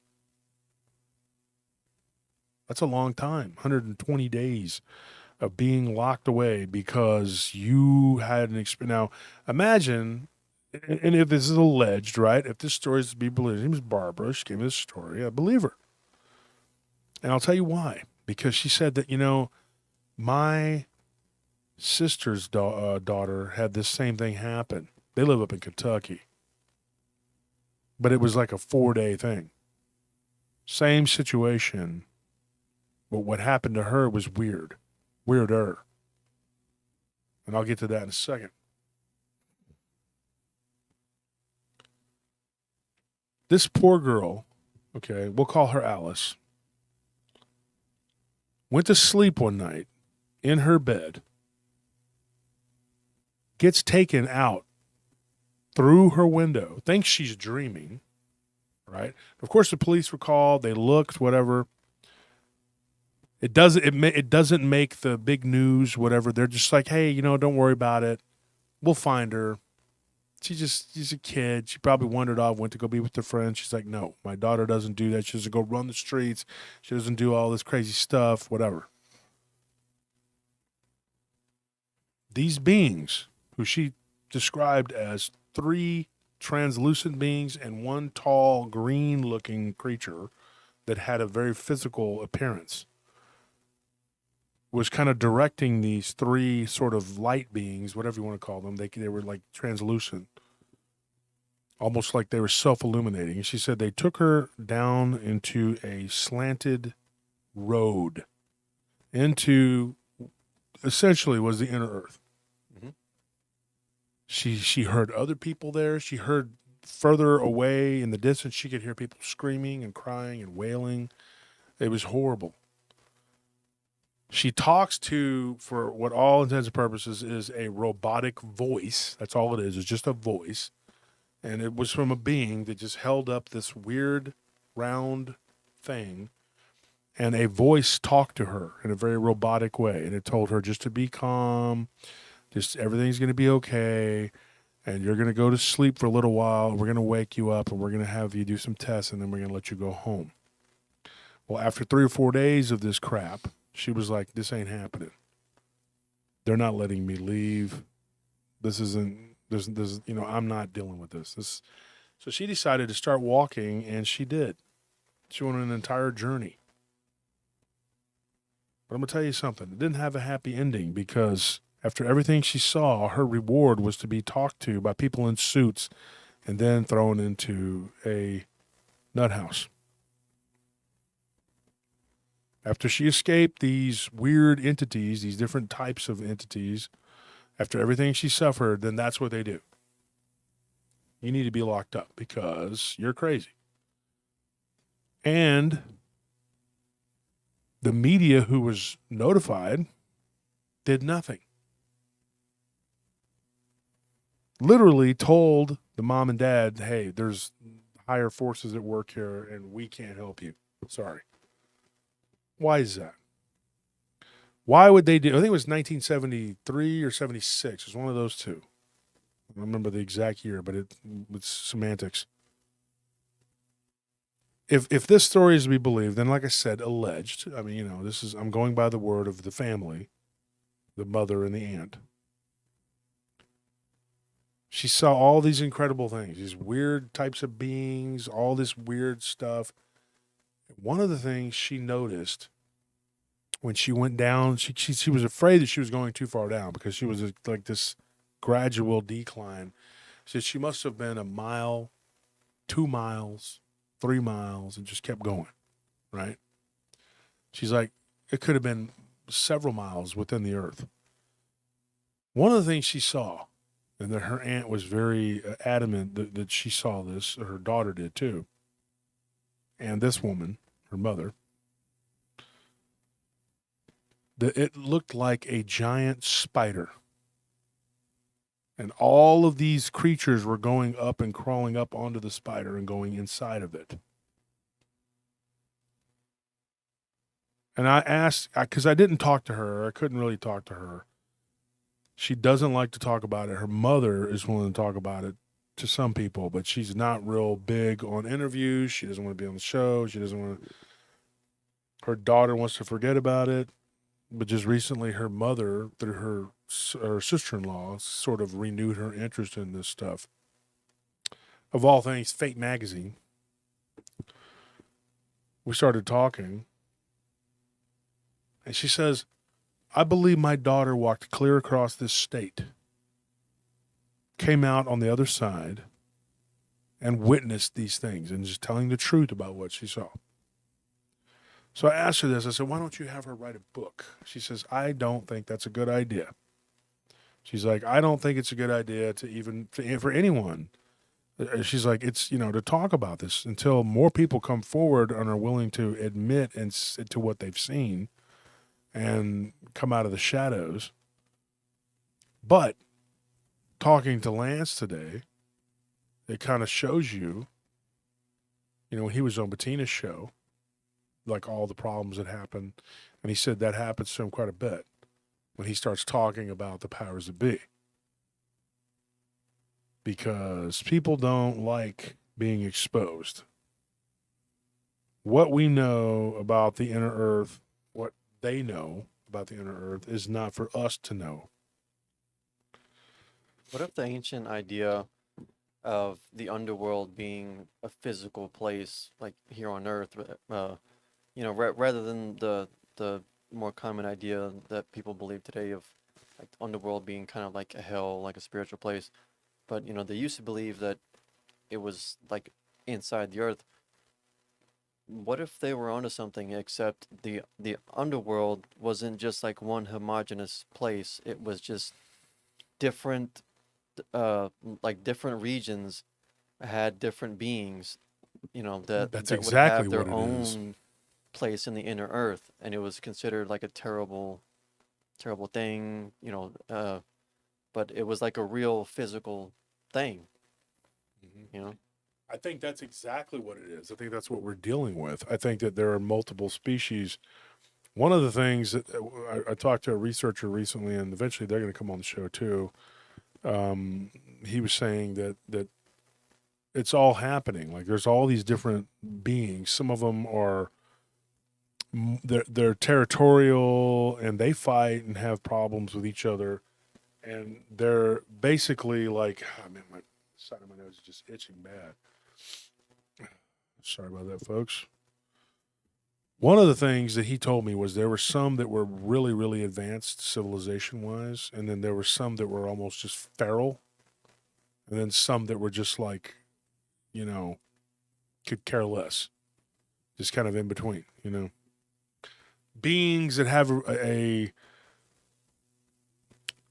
civilization way, way far advanced from us, that came from an ancient alien technology more than once.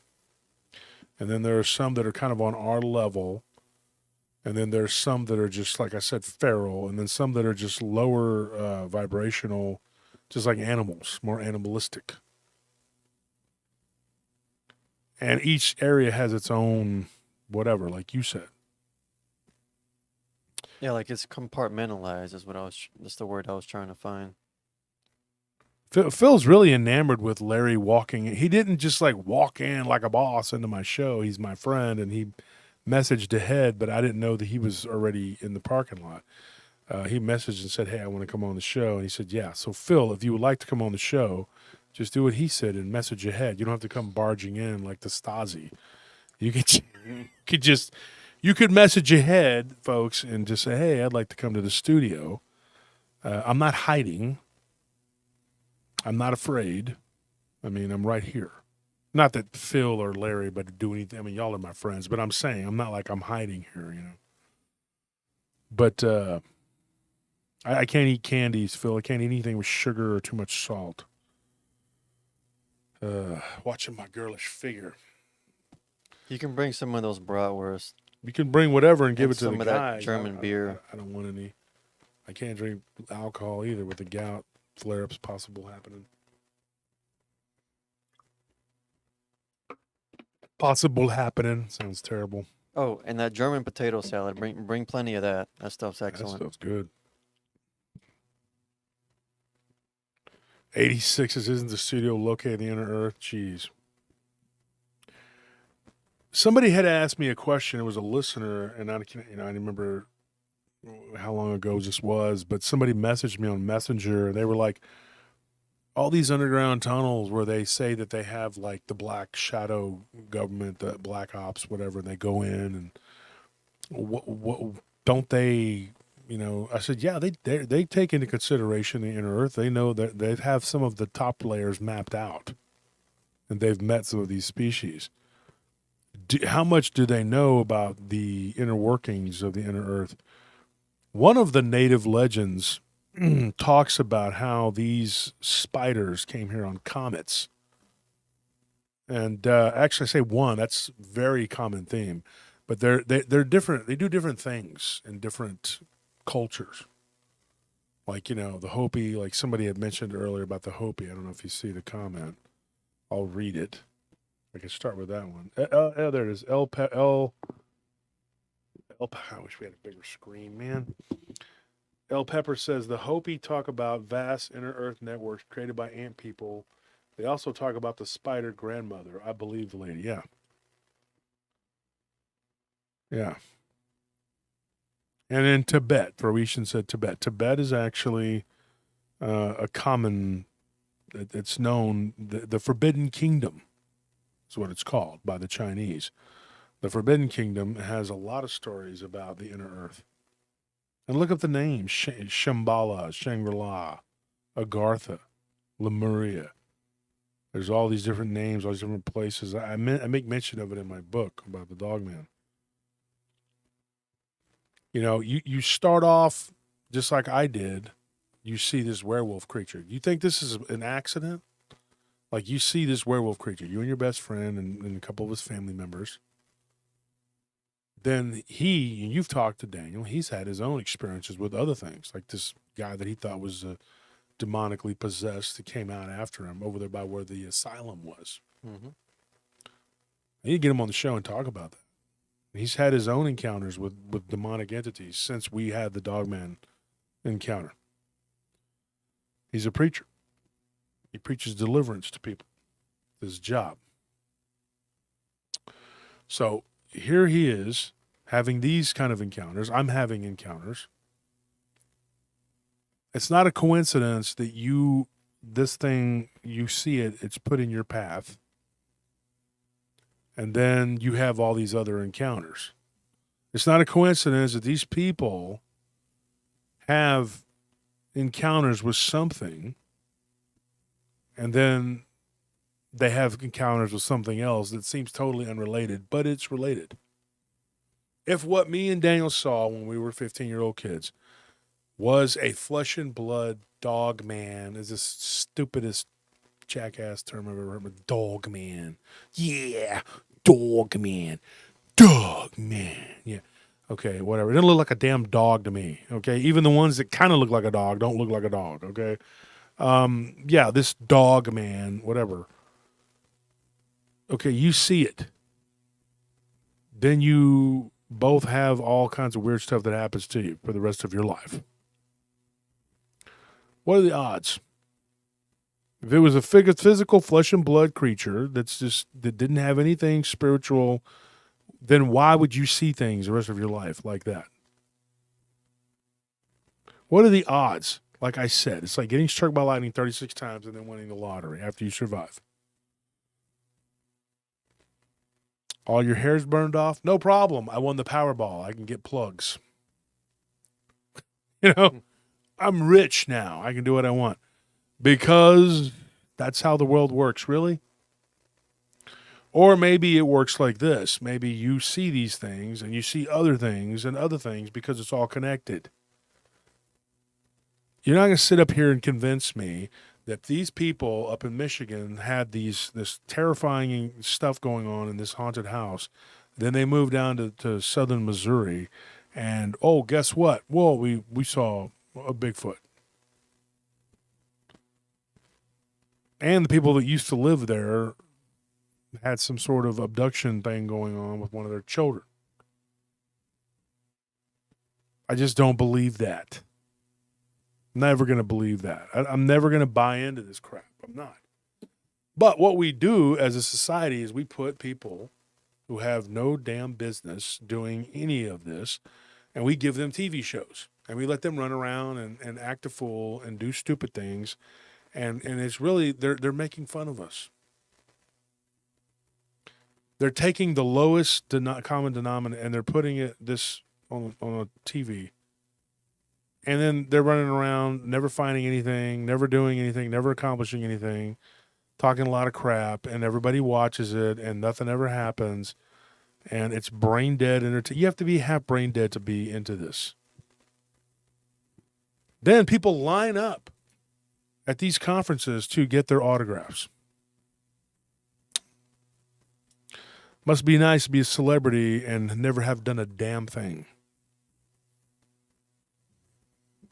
Must be nice to have 100,000 people listen to you, really not do anything, just have other people talk, and half of them don't even sound like, I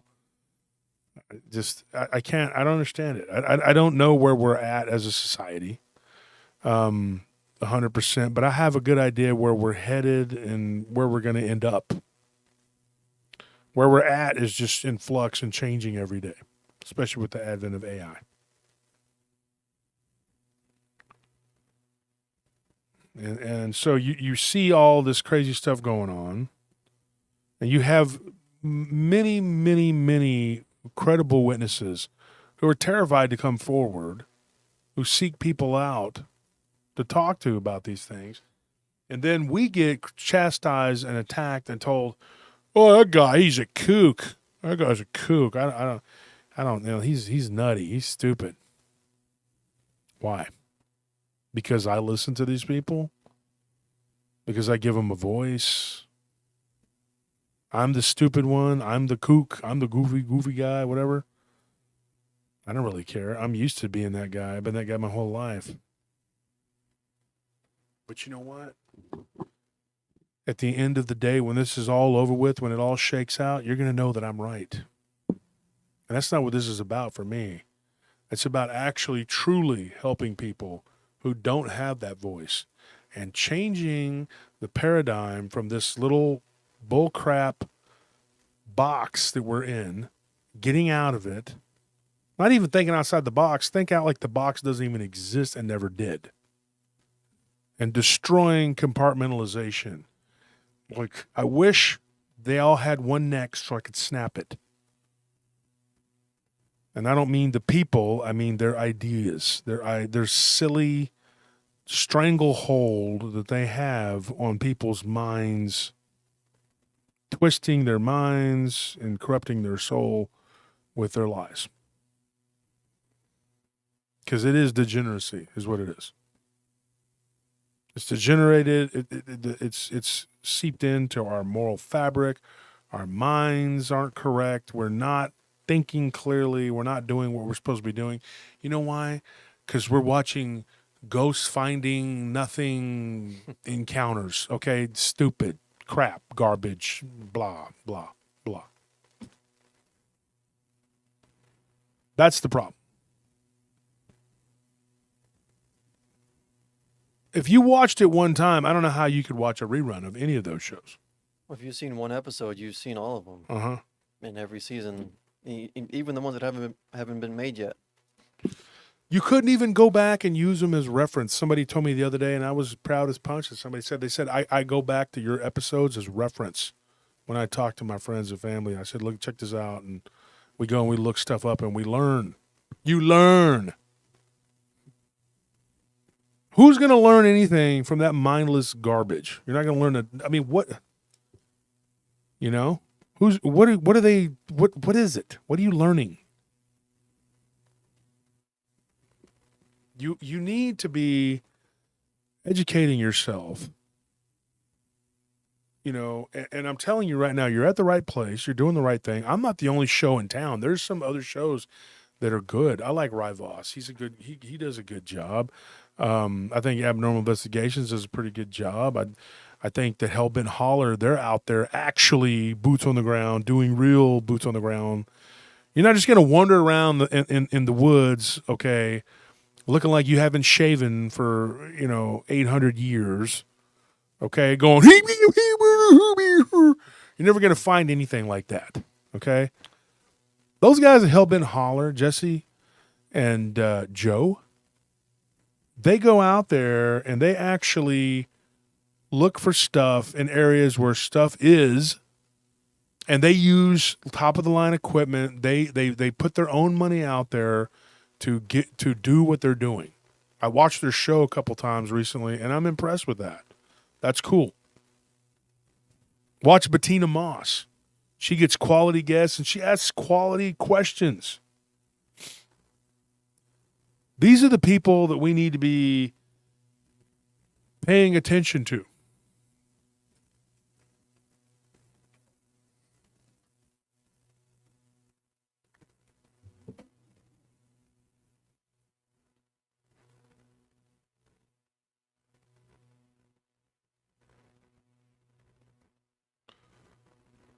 So we have, sorry folks, if you've been hidden or something, somebody messed up on the moderating there. But we're dealing with it. So here we have a situation where people are literally falling for what I can only describe as nonsense.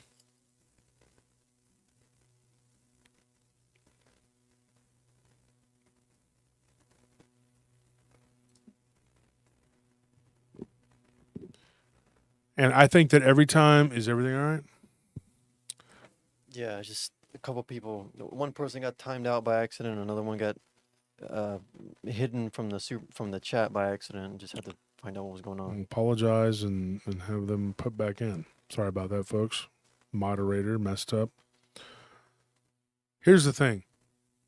When you want to know the truth and you want answers and you want to know whatever, there is an entire, I don't even know, what are the words? There's an entire base of people that are marginalized, that are ignored, that are basically kicked to the curb because their encounter didn't fit the flesh and blood. Bigfoot is running around, a monkey out there, gorilla, whatever. So they get not hurt. Yeah, the confessionals do. Tony does a good job. He's a good friend of mine. I like him too. I like Josh Pinocchio's show. He does a lot of good stuff. Yeah, there's a lot of good shows out there.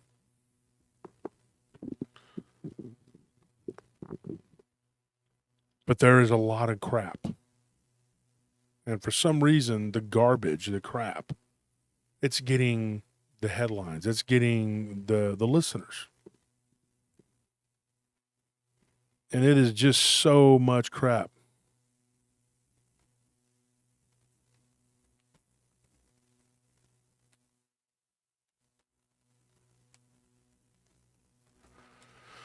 I don't know. It's disheartening at times. When somebody tells me, something, they pour their heart out to you, and they're like, I tried telling this other person, and they didn't want to hear it. They didn't want me on their show to talk about it. It's sad. I've had people on my show, literally talk to me, cry. They've cried and told me, thank goodness somebody listens to me. Somebody is listening to what I'm telling you. Because it sounds crazy. And I'm guilty of it too. Because when I was working with this other fool, and that's what's called people fools, but shoe fits, I ignored someone who saw something. Because I was taught that by this person. To be that way. Oh, that's just how it works. Ignore that person. Make fun of them, whatever. And I'm guilty of that. I did it. I did. I mocked him. And I look back and I'm sorry. I apologize. I don't know if that person would ever listen to me again. He was very angry. He was very adamant about what he saw. He was adamant that it was a Dogman, but I had no right to mock his encounter. And then there were the guys, the teenagers they were in their late teens, early 20s, in the LBL that saw the quote-unquote devil monkeys. And that sounds too unbelievable. Cheryl T, I don't know what you know. Not going to get into a long drawn explanation. Let's just say that I don't work with people who treat people the way that certain people do. I don't agree with it. And even though they can fool a bunch of people and make people think that everything's good and that every time they've ever had a conflict, it was the other person's fault and whatever, that's not the case. Oh, I'm not at war with anybody. I'm not fighting with anybody. I just wish that we had better leaders, because that guy in that show he's a leader. Let's follow the leader, right? A lot of people like those shows. People like blah blah adventures and finding nothing. People like those kinds of shows. So if you're a leader in the community, then you have a responsibility to lead. Not be a nasty, mean person who guards their stories and doesn't, it's wrong. I don't do that. I don't do that at all. If story here, go ahead, tell it. I don't care. I don't have a claim on it. It's not mine. These people gave me these stories, and they'll give someone else these stories. I've been knocked. Oh, you're telling the same stories other people have told. Well, I'm telling it from what I heard. Okay. Yeah, they might have told some other people these stories. You might hear it somewhere else. Who cares? You're hearing it from me too. I have a right to tell it just like they do. You can go listen to them. You can listen to me. I don't really care. It's what it is. But I'm telling you what I know to be my truths. And when people are telling me that they're seeing these weird-looking spider creatures, and they're going in the inner earth, underground, and they're seeing these weird creatures, let's get just for a second, and I don't know, I don't have all the notes right here in front of me because I wasn't actually planning on doing the show, and I ran out of the house without taking my notebook with me. So I couldn't really go over it before the show like Anthony knows my habit is to go over the notes. But from memory, one of the things that Alice saw under earth, under the ground, which I have never had any stories of this ever, have never been given to me. This is the first one, was of men that looked like scorpions. The body, they were about 4 foot tall, the way she described them. They weren't giants.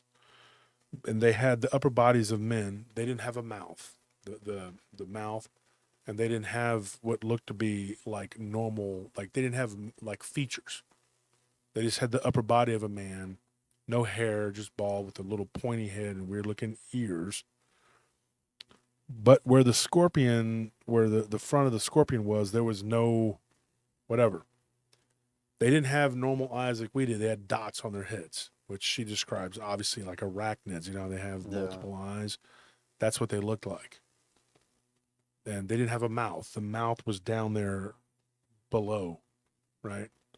So there was like this scorpion with a man's body.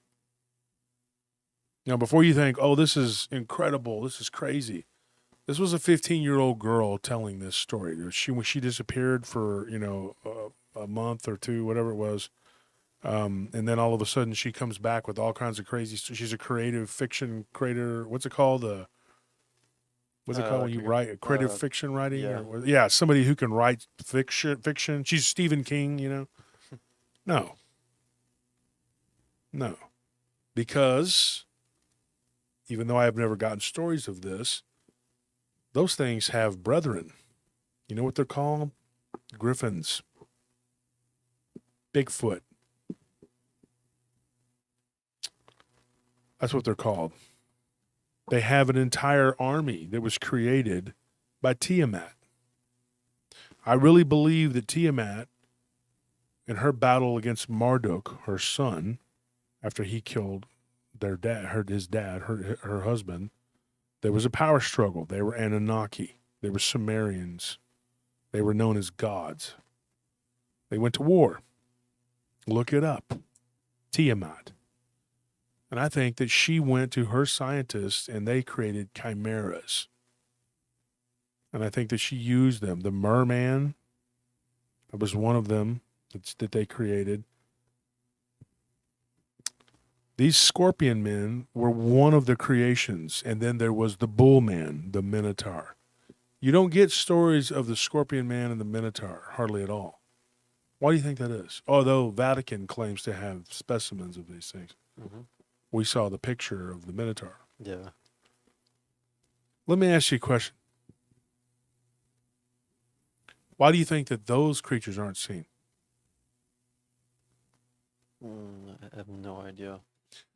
You know that there are two different species, the two largest species of reptile in North America. Do you know what they are? One of them would probably be a crocodilian.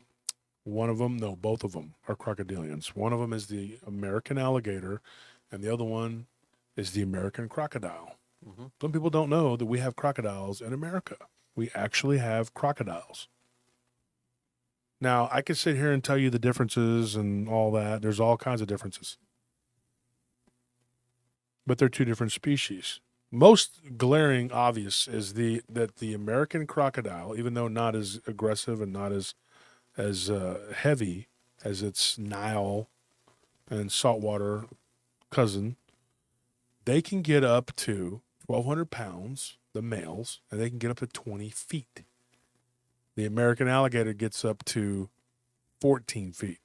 So that's the most glaring of it. And the crocodile is a lot more aggressive. Their diets are a little different, blah, blah, blah. I don't want to get into the whole thing. Those are two species. Now, if the American alligator is kind of laid back, every now and then it'll snatch somebody up. It killed a woman in Florida this past summer and just took her right there by the golf course. It kills pets and things like that. The American crocodile does the same thing. But we know as humans that if one of these crocodilians decided to just go on a munching spree and killed several people, and then simultaneously that happened, let's say this happens in, Miami, whatever. It's happening down in New Orleans. Same thing. These crocodiles are out of control. How long do you think it'd be before they get wiped out? Because mankind is going to go, hey, we're not going to play this. And so they're going to put a bounty, and then they're going to wipe these suckers out. They're not going to live because they're hyper aggressive. Mm-hmm. A scorpion, anybody who lives here in Texas knows they're not afraid of you. I don't give a crap what people say. If they say that they're as afraid of you as you are of them, you're a liar. You're a liar. You're not an American. You're a liar. You hit a scorpion with a shoe. You know what it does? Here in Texas. And I've seen 3 or 4 different kinds. You know what they do? They get mad and they start coming towards you and trying to sting everything within a 5-mile radius. Okay? And some spiders will be like, whoa, I'm out of here. And they try to run away. And then you get them with the flamethrower or the 50 cal. But that's just me. But scorpions don't do that. You hit them with the flip-flop or whatever, and they start stinging the crap out of it. And then when you come up off of it, never kills them either. You gotta annihilate these suckers. You gotta hit them with the dragon's breath. Yeah, bust out with the These things just keep going. So why wouldn't a scorpion humanoid cryptid thing be no different, right? The bull man. Bulls, I've been around my entire life. I love to go to PBR events. Bull riding is sort of it's a pastime for me. It's just like going to baseball games, basketball and football games. I love doing all that stuff. Like to watch fights, things like that. Bull riding.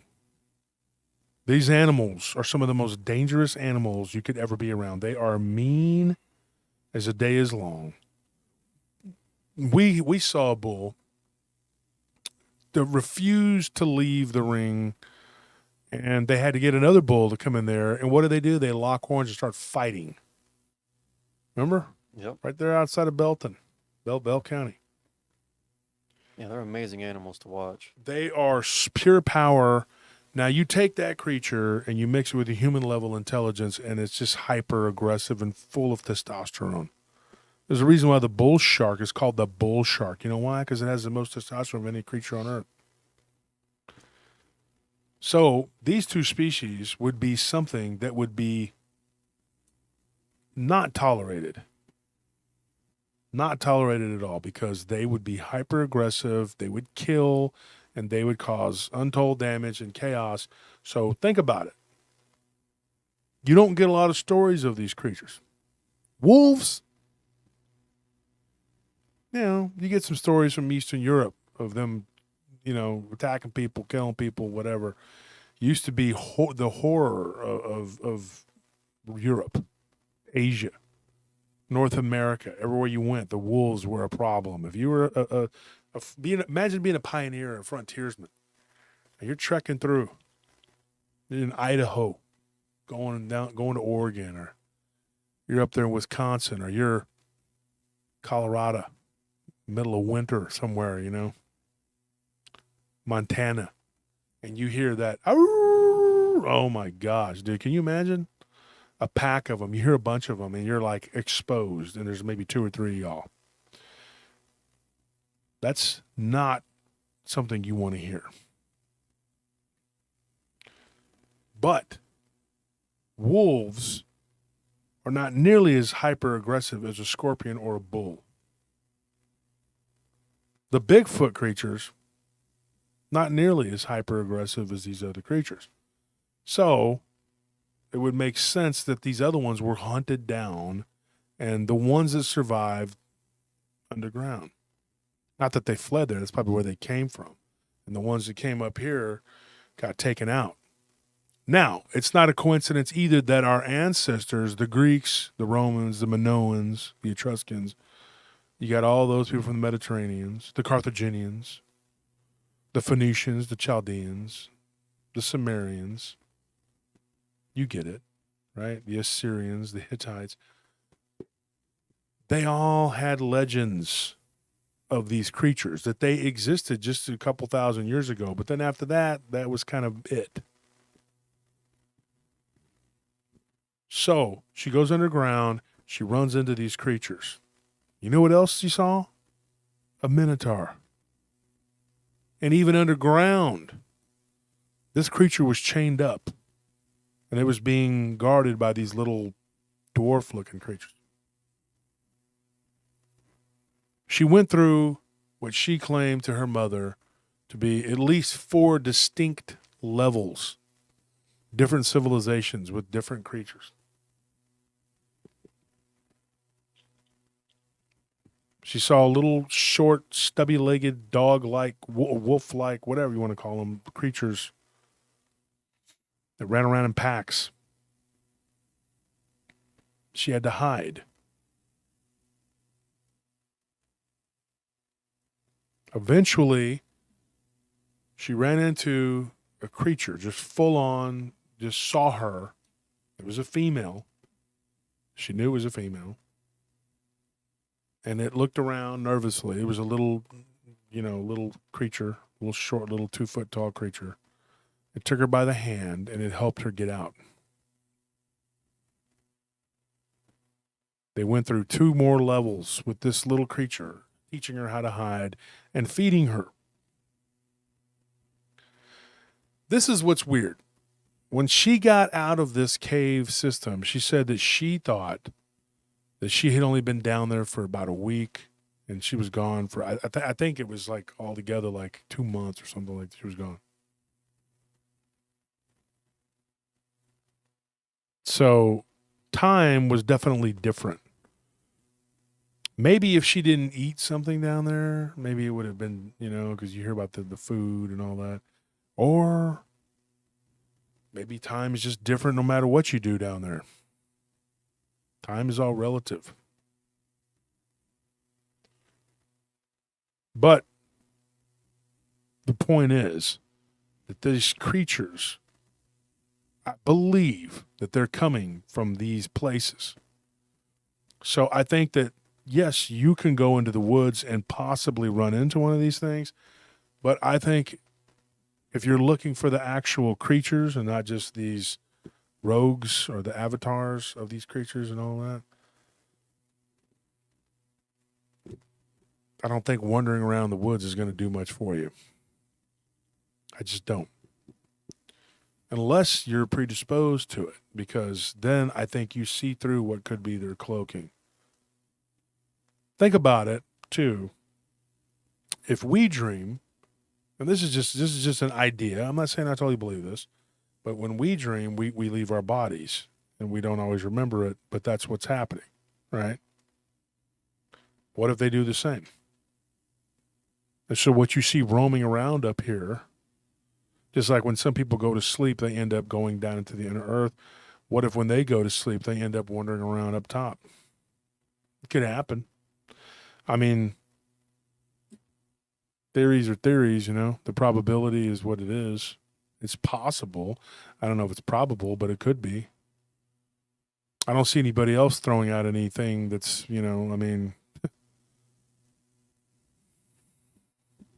Anybody has any comments right now? You want to ask questions? Throw out your questions, and I can try to read them. We got about 20 minutes here, or whatever, before we bounce. So just if you have questions, tell me. And I thank you for being here. We have 465 people in the chat, and it's 1:20 here, so it's 2:20 on the East Coast. So I know it's late. People on the West Coast, don't be complaining. It's only 11:20 over there, whatever. But if you have any questions, tell me what you think. Lauren Booth, yep, exactly. I agree with that.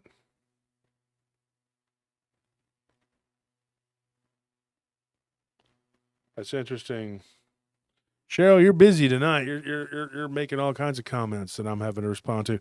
Cheryl T, as a kid, I believe, so you repeatedly had dreams that I went below the earth to deep pools of water with narrow walkways around them, and it terrified me. Anything in those pools of water? Oh, pop my leg. Oh, thank goodness.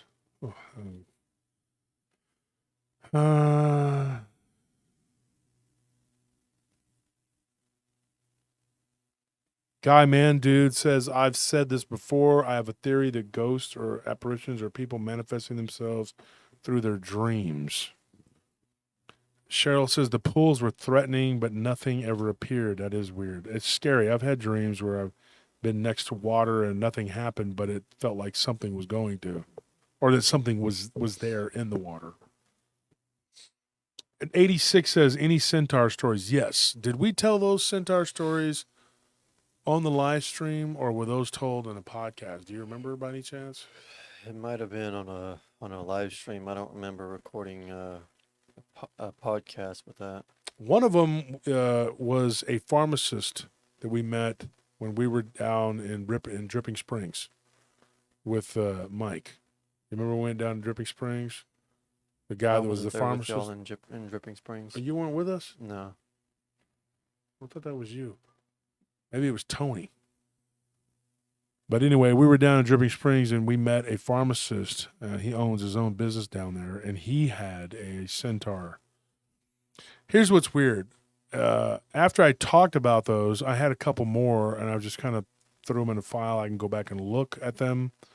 there's nothing like real exciting about just the three that I had that I do believe I've talked about them on the show because there's so much material and so much content. The three that I had though were all experienced by young children, not like toddlers, but like somebody just out of toddling, like 5. The one guy said he was 4, but he remembers it. In fact, I think it was like a 4-year-old, a 5-year-old, and then like a 6-year-old at 3 different incidents. And there were more than one child in 2 of them. And they experienced. Now, I know for a fact I have one story, and this one came right out of Garfield, Texas, right out here in Garfield. And somebody had told me that they saw one of these things. It was absolutely like a horse body with a man's, just like a quintessential centaur, and it was just running through a field. And they saw it run through their field, and that was it. And they had some cows in that field that were in the back, the neighbor's pasture, and they were all running away from it. But it wasn't chasing them. It was just going through, and then it jumped the fence and was gone. That's the one story I got. It's very short. And then there was another one, but I can't remember that one. That one was a little more in depth. And that actually, the second one, I'll look it up because when I get home, I'll look it up. It was actually, it involved something kind of violent. I remember that. And it was like a horseman. Can't remember if it was like the face or whatever. And then there was a story that we talked about. I think it was last night or something. And we'll tell this one maybe tomorrow before our esteemed guest comes on tomorrow. And it involved a ram-headed creature, flying creature. So, talk to Barton. He's got an amazing bat squatch story. I'm going to try to get him to come on the show and talk about that. He got it from one of his neighbors.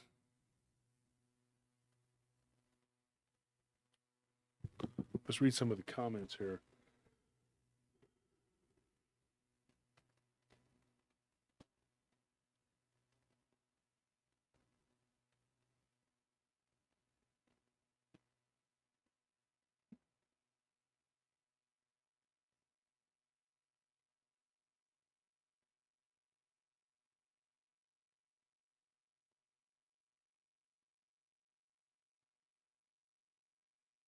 That's interesting. Deer healer. Yeah, Holly. Yeah, I think there was. Wasn't there? Which would have been like Narnia or something. Weren't there like centaurs in that? I'm not right. Yeah, I believe so.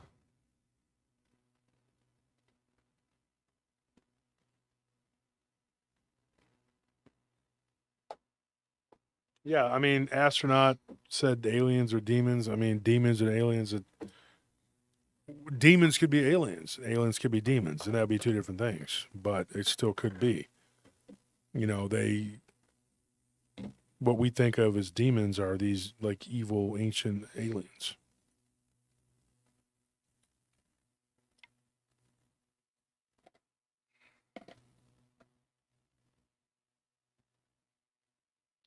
It actually does kind of taste like cucumber.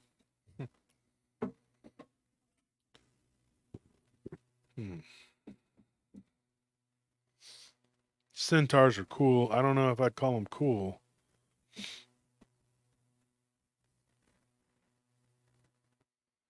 Yeah, that's actually a good idea. It says here, yeah, Kez, things started ramping up once Surge started meddling.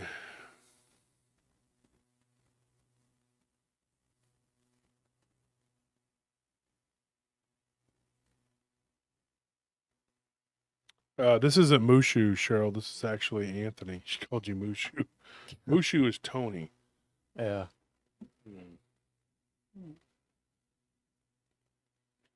Says any Dogman reports from Australia. Oh yeah, yeah. That's what started a big old thing, with the late Butch Witkowski, who, and this other podcaster. There was a big old thing because, there was somebody that told a story about a werewolf in Australia.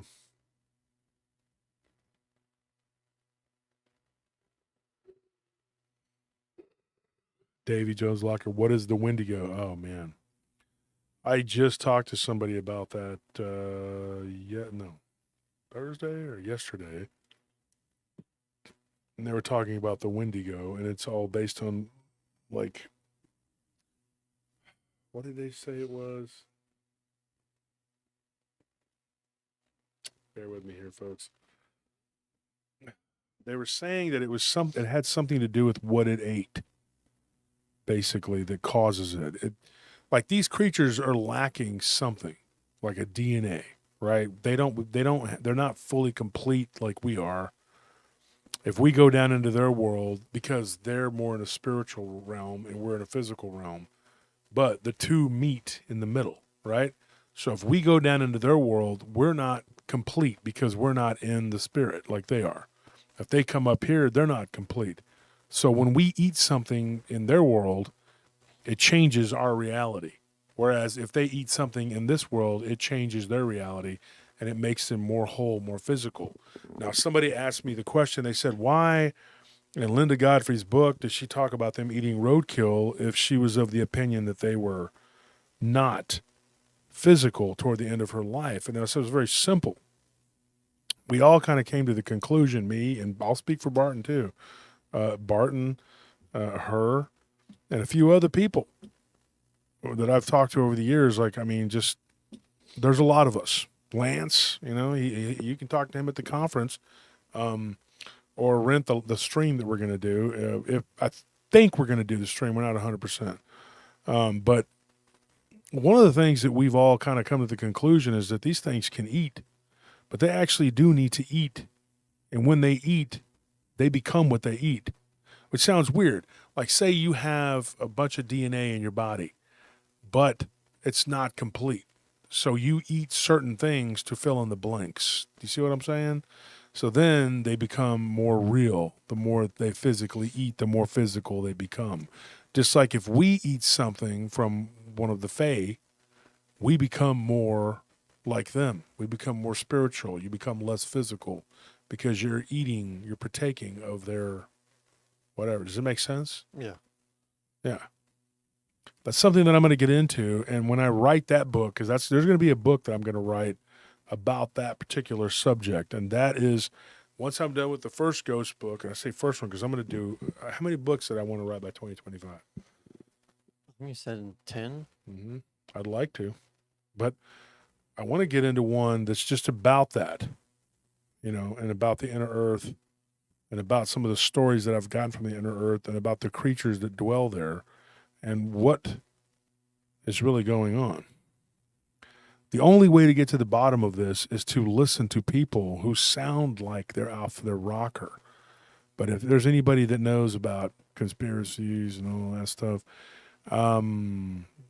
it starts off like that, then it becomes like, oh crap, that really happened. That's real. Warcry says, what's going on? Not much, just talking about spiders and the creation and talking about myths and talking about inner earth and creatures that shouldn't exist, hauntings and all kinds of weird stuff. Like I said, I don't believe that Bigfoot is just a giant monkey running around, because if somebody has a haunted house, haunted land, whatever they're living in Michigan, and they move to Missouri, then all of a sudden they see a Bigfoot right after they move. What are the odds if those are two completely different phenomena? I think it's interesting that for a while now we've been saying that all these paranormal phenomena are interconnected, and now here we are talking about sightings of these like spider, arachnid creatures. Because if this cryptid over here is connected to this phenomena over here, is connected to this phenomena over here, it's connected to this one over here, they're all connected to each other. It doesn't. If you visualize that, doesn't that just make a big web? Web. Yeah, and we see, like in Native American beliefs, as well as like fiction, this idea of these arachnid type creatures being tied to like the nature of our reality. Mm-hmm. That like what like what was it, the Hopi belief that you were talking about how they The came? spider grandmother Yeah. And then that other belief about how they came like on these comets. comets, which is a Choctaw and Cherokee, both. And then in fiction, do you remember those robotic spiders in the Matrix? How that look? Was it in the first Matrix movie? Yeah, yeah, it was in the Okay, first yeah. one. Then I think I've only seen. This is gonna sound bad, folks. I know because it's an iconic movie, but I've only seen bits and pieces of the first one. I Yeah. don't really know much about the movie. Yeah, well, they're like these robotic spiders that were like in the real world, not the Matrix. I think they were like worker drones or whatever. But that was an interesting creative choice, and I think that's an example of art imitating life, as well as you remember in Werewolf Apocalypse, the Weaver, how Yeah, how the Weaver is like a cosmic force of it order. wasn't the Weaver like though attached to the city or like the urban. Well, I mean, kind of like Okay, I don't know. Then I'm not real sure. okay, well, like basically the Weaver was a cosmic force of order, and then you had the Worm, which was like a cosmic force of chaos. Which And which went out of control. yeah, Right. well, the Okay. Weaver went out of Because control. I Yeah, didn't play the game a lot, but I did read a couple of the books. yeah, Yeah, I thought but well, there was another one too. There was the Wild, yeah, the Wild, the Wild, the Worm, and the Weaver. the Weaver, But the yeah. Weaver had these Which also spiders means that WWW. yeah, Yeah. but the Weaver had like these was a cosmic force that was like that had these spiders that were like the steward of it, and at the they had to get everything in order and interconnected, and it spiraled out of control. But I don't know, I think there's something to the concept of some kind of arachnid creatures being tied to the nature of our reality. That's definitely the case. And now I have a friend who's an entomologist, and you know who I'm talking about, down in Ecuador. He has told us that he believes that there is a race of shape-shifting spider beings because he found what he believes to be a human-like level of intelligence in just a regular arachnid spider. They react. I've been in touch with this guy. I mean, I don't know. It's very interesting. He wants to be taken seriously but I've tried to tell him you're on the fringes, dude. It's kind of like with Jeff Meldrum. It's like you want to be taken seriously as an academic, but you're talking about Bigfoot. So it doesn't matter what he says. These academics are not going to take him seriously. It doesn't matter. So I wish they would just quit trying to be taken seriously and just be what they are. Like me, I gave up. I don't give a crap. Okay, take me seriously. Don't take me seriously. It is what it is. I'm telling you what I know to be true, and I'm learning along with you, folks. I'm not just teaching. I'm not just trying to help you learn. I'm learning too. I'm doing this. We're in this. I'm at the front of the train here, but I'm not knowing everything. I'm learning as I go along, and then, your theories and your postulations on your theories and everything, they change, as you evolve, and your views have to change and evolve as you gain to learn more. I mean, that's what's happening. You're changing and you're growing and you're learning, and we're doing this together. And I'm not trying to be the boss dictator. I'm not trying to be the king of nothing. I'm just a steward. I'm trying to just, the captaining the ship to where it needs to be, bring us into port safely, and hoping that people will find their truths,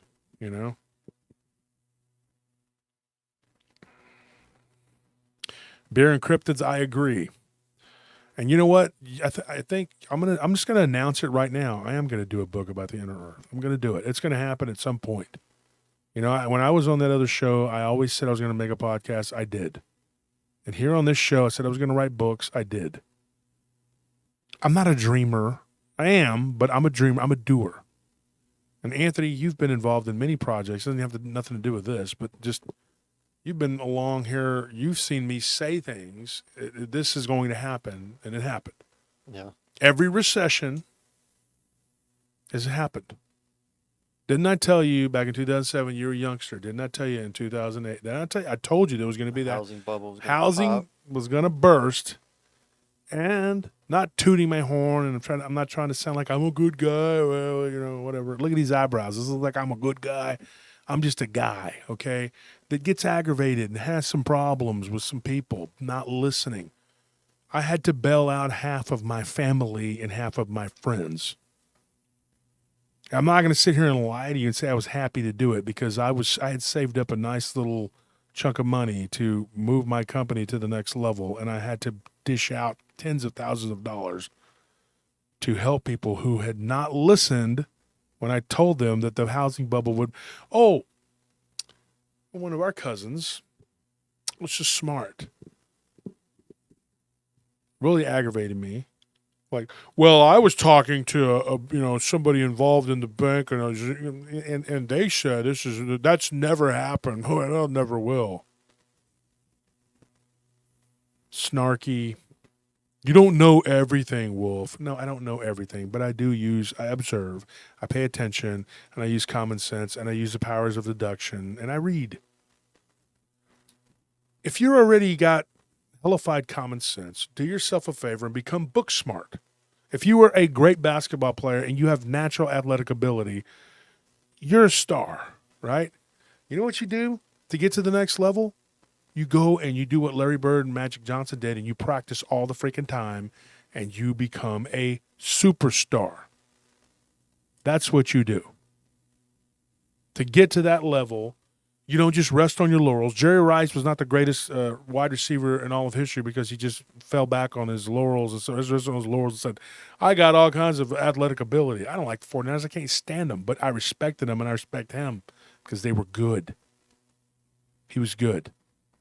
You know why? Because I read an article about him one time in Sporting News, not Sports Illustrated, where all they do is show pictures and a little bit of words. I read the Sporting News, and you know what an article said about Jerry Rice? Said at one time during training camp, he had to go and eat ice cream 3 days in a row because he had lost so much body weight. He had like no fat on his body. He needed to gain some fat. That's when you know you're dedicated. When your body's literally eating itself because you're so dedicated. I thought, damn, no wonder this guy has every record in the world. No wonder he played for 16 years, I remember him saying like his mentality towards practice was like, this is work. We're at work right now. We're working. Mm-hmm. And that's why he didn't like Deion Sanders. No, whenever they played together, because Deion Sanders, he was out goofed there. Off. Yeah, he just goofed off, out there having a good old time, because Deion Sanders knew he had natural talent, so he didn't see the need to practice. But Jerry Rice also knew that he had natural talent, but he was smart enough to practice and take it seriously. Yeah, Joe Breezy says Randy Moss. Randy Moss is actually an example of somebody who had natural talent who could have done way more if he would have just taken that Jerry Rice approach. Randy Moss also had some problems just up here, When somebody is really good at what they do, and then all they do is train, and they become super good. Now, the guys, what's his name? The jiu-jitsu guy. They're like savants at this. John Danaher. And his Ryan. Gordon Ryan. John Danaher and Gordon Ryan. We know some other people. They now coach here in Austin. And let me tell you what we're seeing now in the jiu-jitsu field. Those guys being here and their pupils running around. We met a couple of them at the gym the other day. Amazing stuff. They are going to raise the bar. So if you have a jiu-jitsu school here in Austin, I'm sorry, but now that John Danaher and Gordon Ryan are here, you're going to have to do much better. One of my favorite guys is, what's his name? Sean Cooper. I like him. I like Rodrigo. I think those guys will be fine. We got Renzo Gracie here. Beyond that, all these other little fly-by-nights, whatever, they're gonna go the way of the dodo, man. Because when talent shows up, it raises the all ships. It raises. You know what I mean? That's what we got to do. We got to raise the bar here in this community. You You deserve better. You, the listeners, you, the people who donate to help keep the show going, your donations are essential. Nobody has, it's not expected, but we appreciate it. That's why I'm here doing this, because you people are willing to take care of us. Patreon, Super Chat, all the things that you do, the views, listening to us on the podcast, watching us, takes care of us. Those guys, they're going to raise the bar. And that's what I want to do. I want to be that guy. I don't want to be the Lord and Master, whatever. I joke around. I call myself the Shogun of the Paranormal. I'm joking around, whatever. I don't take myself that damn seriously. Who the hell does? I don't take life that seriously. But I want to do something. When my time comes, I want people to know this, right? That I gave my best, right? And I inspired others to give their best. You can put that on my headstone. He inspired others. Now, sometimes I can be pretty pushy. Some people have called me a, what? Off the top of your head. Dictator. No, besides that. Human cattle prod. Human cattle prod. I remember one time you gave a speech, Anthony, to some people, and I'm not going to get into what it was, and you said, if this guy can't motivate you, then nothing will. Yeah. I want to be somebody who can motivate people to do better. Do you realize what we're capable of? Do you really, really realize what we're all capable? If we work together, what we could achieve, we could flip the coin. We could flip the coin. We could take this ridiculous scenario paradigm, 70 years they've had, these cryptid, whatever, and they ain't found nothing. Some footprints or some crap. Because you can't find what's really not there for you to see.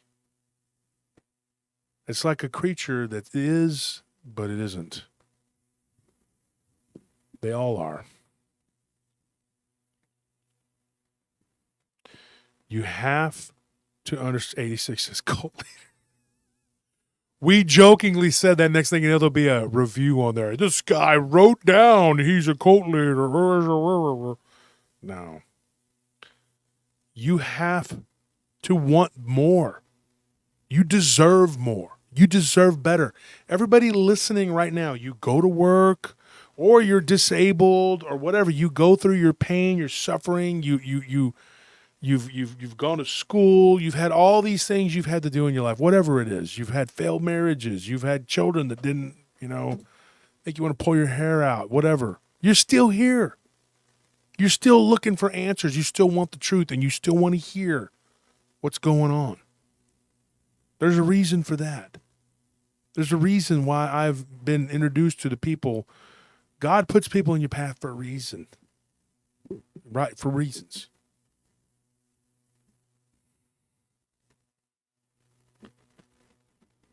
Brianna L says, I have heard that you are too arrogant, but what they don't realize is that it is not arrogance to be knowledgeable and try to share what you've learned through hardships, reading, etc. Exactly. Sometimes coming across as arrogant, and I'm sorry for that, folks. I apologize to you, the paratroopers, people that listen to the show. I'm not trying to be arrogant. I'm trying to be real. People want to talk about real. They want to say, oh, we don't deal in the woo. We deal in the real. Shame on you. How dare you say that? I called that person my friend until today. I don't know if we're friends now because I don't think I can stomach that. That's not how I operate. How can you do that to somebody? How can you do that to people? You deal in the real. Let's talk real. What's real to you? Because someone's experienced that a hag crawled on them and took their breath out. Maybe it didn't happen to me, but it happened to them, and it was their truth and their reality. And I'm not one of these people where everybody gets a participation trophy kind of guy. No, you go and you put in the work and you get what you get. That's the kind of guy I am. I put in the work. I'm here. I'm reading, I'm busting my ass, doing all this research, doing all this stuff, writing books, talking, doing all this stuff, interviewing tons of people, putting together conferences, talking to all these different types of people. That's what I'm doing. Because you know why? You, the listeners who give your hard-earned money, who give your time, which is also money, you put your time and effort into listening to what I have to say. I owe it to you to give you 100% and do the best. And if I'm doing it, then guess what? Jack Ball over there should be doing it too. Not throwing out some poo-poo cock-a-head crap, slinging whatever at me because let's just bring him down a notch instead of having to bring ourselves up. Isn't that how it works? If you could just bring them down, then we don't have to raise the bar and jump over it. Ever. When I was told to stay in my lane, when I was told you're making us all look like crazy people, you know what you're doing? You need to slow it down. You need to do that. Why don't you start doing what I'm doing and let's go up? That's a novel idea. Why don't we all do better? Instead of you trying to bring me down a notch so that the people won't look at me and go, hey, well, you should be doing that too. Because we should all be doing that. We have media platforms that don't have to conform to the mainstream anymore. We have people like me, a regular Joe, who can come out here with his knowledge and show you, and people are willing to tell me their stories and listen. I listen to them and I retell them, or I read them and I tell them whatever. If I can do that, isn't it great? We have that. Use that. Whenever somebody says, I want to start a podcast, I don't go, oh, here we go. No, you know what I think? And this is what everybody should think. I hope that this person does it and does it good, does it right. I was chastised by someone, and they meant well. They're a friend in my real life, you know, because it's what's real, right? This person says, hey, you know, you're always bringing people on, these podcasters and stuff. Aren't you worried that they're going to spend their time listening to them? And you know what I said? I'm not going to say it. I almost said his name. I always do that. I'll call him F. This is what I said to him. I said, let me tell you something. I said, you're my good friend. I've known you since we were young. I was like, but I truly believe this. And this guy knows I'm a no-nonsense person. I said, if they go and they're listening to somebody else's show over mine, that person's doing a better job of keeping their attention than I am, then I need to raise my level. I need to take it up a notch, and shame on me, and kudos to them because that guy or gal is doing a good job and they're keeping their attention. So what are they doing that I'm not? Yeah. That's what I said. And he goes, you know, Wolf, that's why I love you.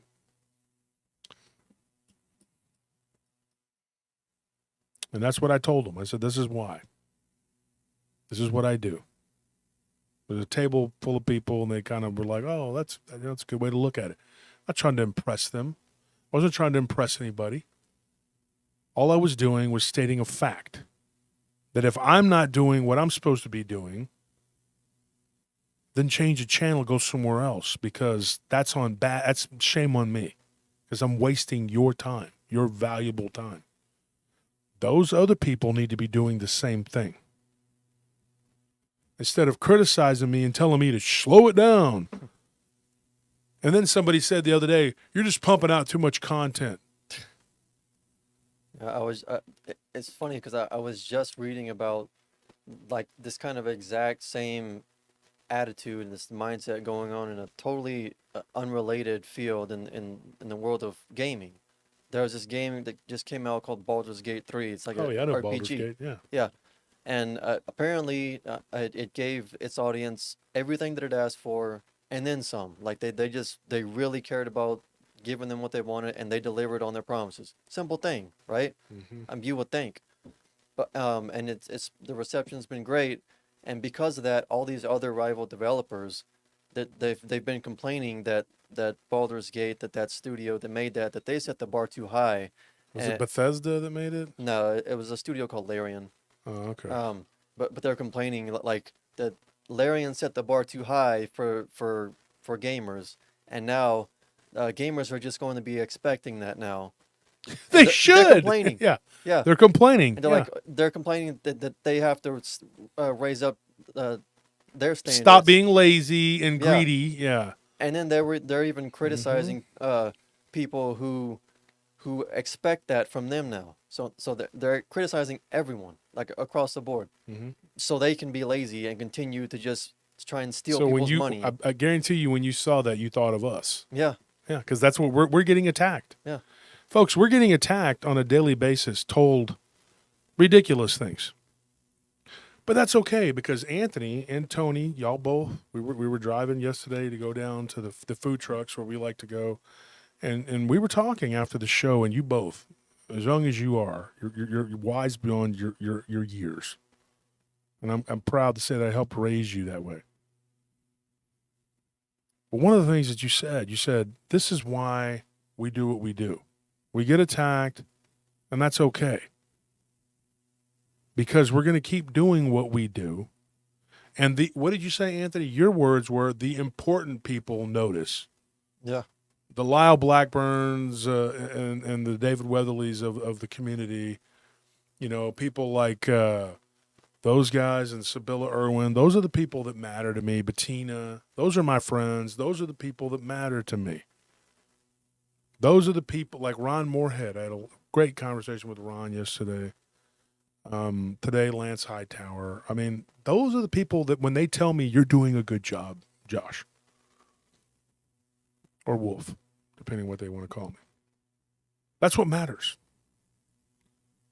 When Joe Schmo, who's lazy and greedy guy, tells me that I'm crappy, I'm happy. I'm like, I'm happy because this guy who doesn't give a crap about his audience or give a crap about furthering this community and where it's at or where it's going to be, doesn't care about nothing but money, doesn't care about nothing but whatever views or likes, whatever the hell they base it on. What is it? The subscribe, whatever. Yeah. And I'm going to say something else. Somebody said something to me the other day, and this person got really snarky with me. And this was a horrible thing to say to somebody, but they said that I was a Biden-Trump hybrid. What does that even mean? Yeah. Well, I asked this person. He said he was libertarian, and we kind of went back and forth, and I thought he was kind of funny, even though he was completely attacking me. I actually got a kick out of it. I said, you're actually very clever. And I said, what does that mean? I'm a hybrid. He says, well, you got the arrogance of Trump and the stupidity of the other guy. And I thought about it, and I thought about it for a minute, and I said, Trump did do something.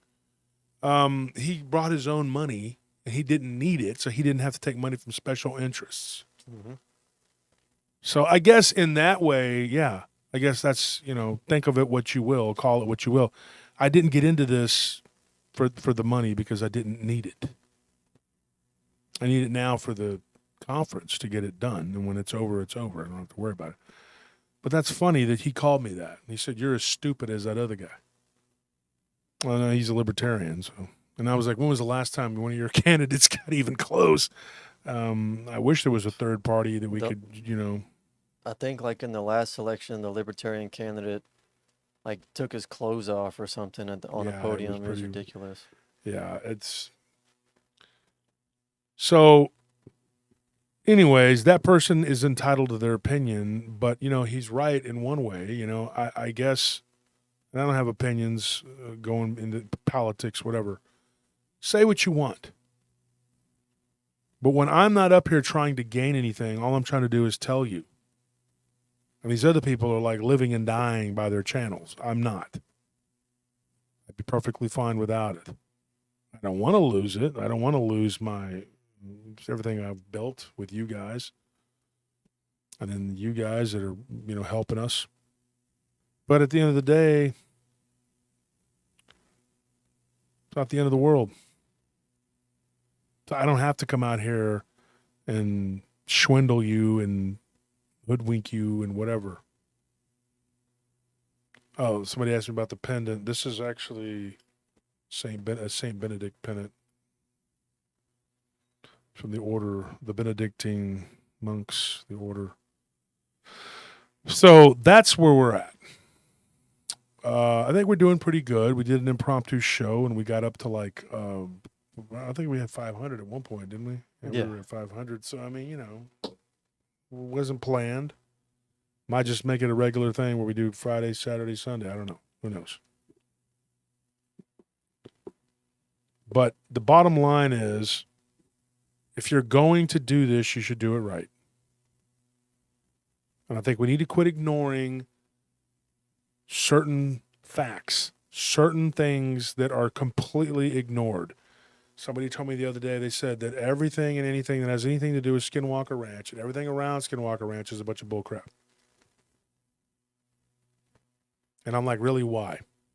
And this person said, okay, before I say what I feel about it, they said, how are you going to see werewolves and reptilians and UFOs and ghosts and Bigfoot all in the same area? And I was like, what? I wanted to cyber slap this person, just gangsta slap them off of the interwebs into an alternate reality. Okay. I said, I could barely contain myself. I said, because it's all related, dude. It's all connected. And he says, this is why you are a kook. Or he didn't say kook, he said cuckoo. This is why you're considered cuckoo. Great. So I'm a cuckoo. But there are hundreds and hundreds of people that can attest to this stuff actually happening in these areas of high strangeness. I took it a step further. I told this idiot, I said, that is the real reality. This mundane world that we've created for ourselves is not the real reality.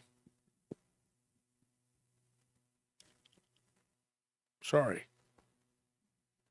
And the name Alice I chose, that's not this girl's name. But I said I chose Alice because Alice went down the rabbit hole, I don't know if anybody caught that. Because I'm so clever, No. Just everything's based on something. It's all been done before. There's nothing new nothing new under the sun. Yeah, Ona, you're right. The entire Ute Basin, not just one ranch. Yeah, I've been through there. I mean, I've been there. I've been all over that area. Spent a lot of time moving in and out of that area, like Colorado, Utah, New Mexico, the four corners, Arizona. Been through all that area a whole lot. Been more in the west than I have to the east, but I've been all over the east too. Just not up into the northeast. I still haven't been up there. I will. One of these days. But everybody's moving out of there, so I don't know why I would want to go there unless I'm just going to visit and come back. Upstate New York is somewhere I want to go because there's a lot of weird stuff that happens up there. But that's it, folks. I just, sorry for taking up more time than I should have, I guess. Thank you to everyone that donated. I appreciate the donations. They aren't expected, but they are appreciated, and they help us further our aims in the channel and get it, whatever we got to do. And I just wanted to talk about this tonight, just kind of like was it last Saturday we were on? I believe so. Yeah, and I don't remember what we talked about last Saturday. Was it the nature of reality? Yeah, I think that was it. Because I was reading that story and I was like, man, I need to get this out. And so it happened again today. I was going through and I was looking and I saw all this stuff about the spiders and the inner earth because I was looking through and I just went down and so I thought, you know what? Why not do a show tonight and get the information out? So that's where we're at. So, folks, thank you to everybody who bought the Bigfoot Phenomenon. Please go and check it out. It's on Amazon. I will, when I come back from the conference, I will be probably reordering some more of these so that I can sign it and send it out to those who want an autographed copy. Just as long as you guys agree to pay for the shipping, it's not a problem. But just do me that favor, and so I'll be selling them straight from me, and I'm only going to sell about 50 of them because I just can't mail off some, and I'm going to have to sell them both. I can't sell one and then the other because it's just too tedious. But I'll throw in some extras for you. Don't worry. And so if you don't buy it on Amazon, if you want, this is what a lot of people are telling me they're doing. And I'm not doing this to try to upsell books, but a lot of people are telling me that they're actually buying the book and then reading it, but it gets all bent up, which is what I do. I've got all of David Wedley's books. I've got not all of Nick Redfern's, but I got a lot of Nick's books, and I have a bunch of my other friends' books, and I read them, and then I'll keep those as reference, and then I'll have all the other ones autographed. And I'm kind of kicking myself because I had all of Linda's books autographed, and then I ended up giving some of them away by accident.